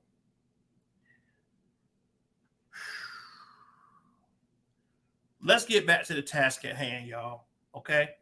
Here's the truth. Here's the bottom line. There is absolutely no way, period, that R. Kelly is going to walk free. It's impossible. There may be some charges that they may not get, right? They may not convict him on everything. Out of all the racketeering charges, which I believe, I don't want to get the wrong information, but I'm going to say there's more than 10 racketeering charges. They only have to prove 2. That's it. If somebody could correct me in the chat, how many racketeering charges do they have? And I know that they only have to prove 2. That's for sure. Okay. He's not, there's no way. There's way too much evidence. There's video evidence. There's text messages. It's way too much. It's way too much. Way too much. What's going on, Ink Phoenix? How are you? Welcome from the UK. How are you? Welcome. Yeah. So listen, y'all. No need to worry at all. I think we're definitely in a great place. This is definitely going to be a stressful situation on both sides. Okay. We had a very that was a bad day for Sonya against Canada. It was. The government tried to come in and save it, but I don't know if that was achieved. With the jurors asking to see her whole testimony, we'll see how it turns out. There's something here. Let me see here. Let's show y'all something else here. 78828. All right, and this here is a letter that was on Instagram from the guy that did the precedents. Thank you, Nettie Boo, for sending this to me. This was his Instagram post. Let me pull it up. Boom, boom, boom. Open file. What the heck was that?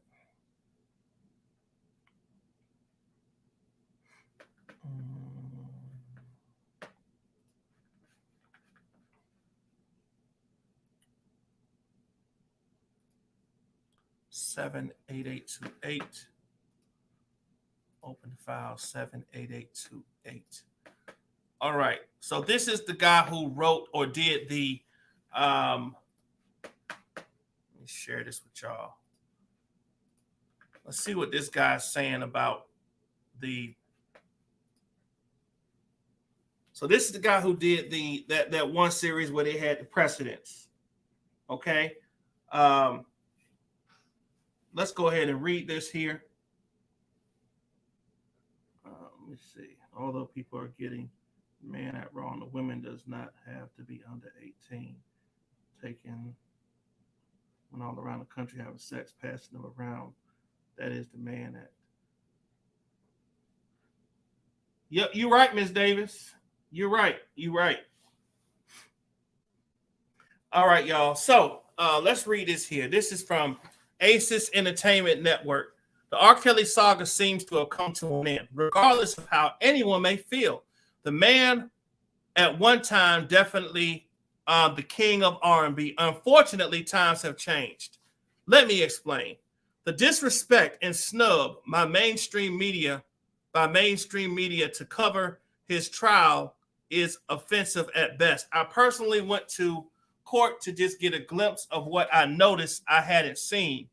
And that's mainstream coverage for whatever reason. I think the general public has written him off. And what's worse is they've done it as guilty. Now, I'm not going to debate about one's personal feelings, but I will say there are several factors I think made people disregard the trial. Aaliyah, that old sex tape, they've been hearing the negative whispers for years, and what you continue to hear, you start to believe. COVID, people just want to return to normal. Overall,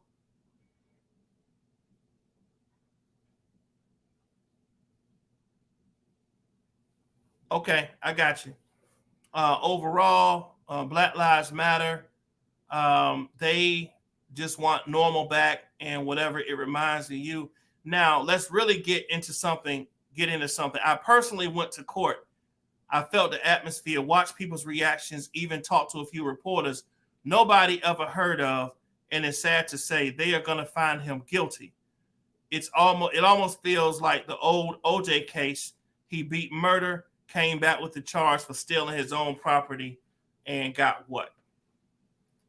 Okay. That's his opinion. Yeah, y'all, it's so much evidence against RKelly. I don't feel at all he gonna be convicted of something. I don't, there's no doubt in my head that all 12 jurors are going to say he is not guilty on all charges. Anybody that thinks that is definitely, I'm gonna ask you what you smoking and what you sipping on, because that's some pretty strong stuff. Okay? But y'all, listen, we done been on here for 3 hours and 11 minutes. So I'm gonna go get something to eat. I will probably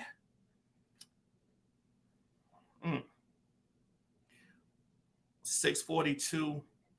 Yeah, let me go spend some time with the family. This Friday night. So y'all, I'm gonna be on tomorrow. Tomorrow, Saturday. So I will be on tomorrow. And we're gonna get back to it. I will hit y'all up and let y'all know. But tomorrow we're gonna get into this letter from Azriel to her brother, and then we're gonna get into and just kind of dig back into what's going on. Atmos Rob may be fined for some of the charges. Maybe fined for some of the charges and walk away. Nah, I don't see that. I don't see that. RICO's organized crime. I'm cooking lamb, mashed potatoes, and asparagus. Ooh, that sounds good. Let me see. Cher is living in denial, acting like she ignores the physical evidence. The jury never saw it. Okay, y'all. But listen, I'm out of here, y'all. Listen, we putting the work in over here, y'all. We putting the work in. If anyone sent money for transcripts, and you want to put towards future transcripts, then the Cash App is here. Hold on. Oh, okay, cool.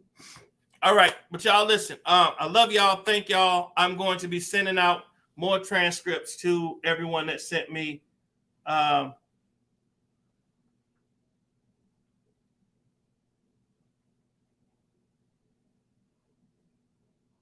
right, hold one moment.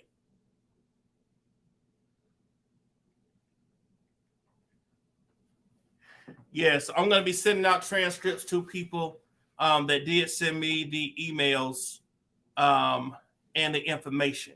Okay. But this is crazy, y'all. So I'm going to go ahead and I'm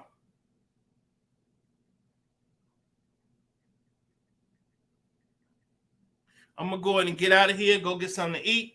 I will holler at y'all. Might come back later. I might do a pop-up, y'all, because I'm not going to lie to y'all.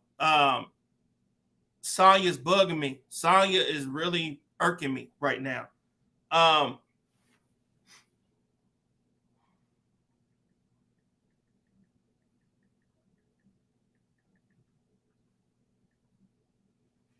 But y'all listen, I love y'all. Thank y'all very much. I will holler at y'all later. Okay? Peace out, y'all. Love y'all. Peace. Oh, oh, oh, oh, oh, oh, no. I don't need negative energy, wrap me in positive synergy. I have been doubted through life, been there and done that with trifling people who told me my style would not work. I told them they wrong, been struggling too long. This song is for you, I'm proving you wrong. Get out my way, get out my way, get out my way. Get out my way. I'm a genuine person. Like if I love you, I love you. If I don't mess with you, I don't mess with you. It's as simple as that.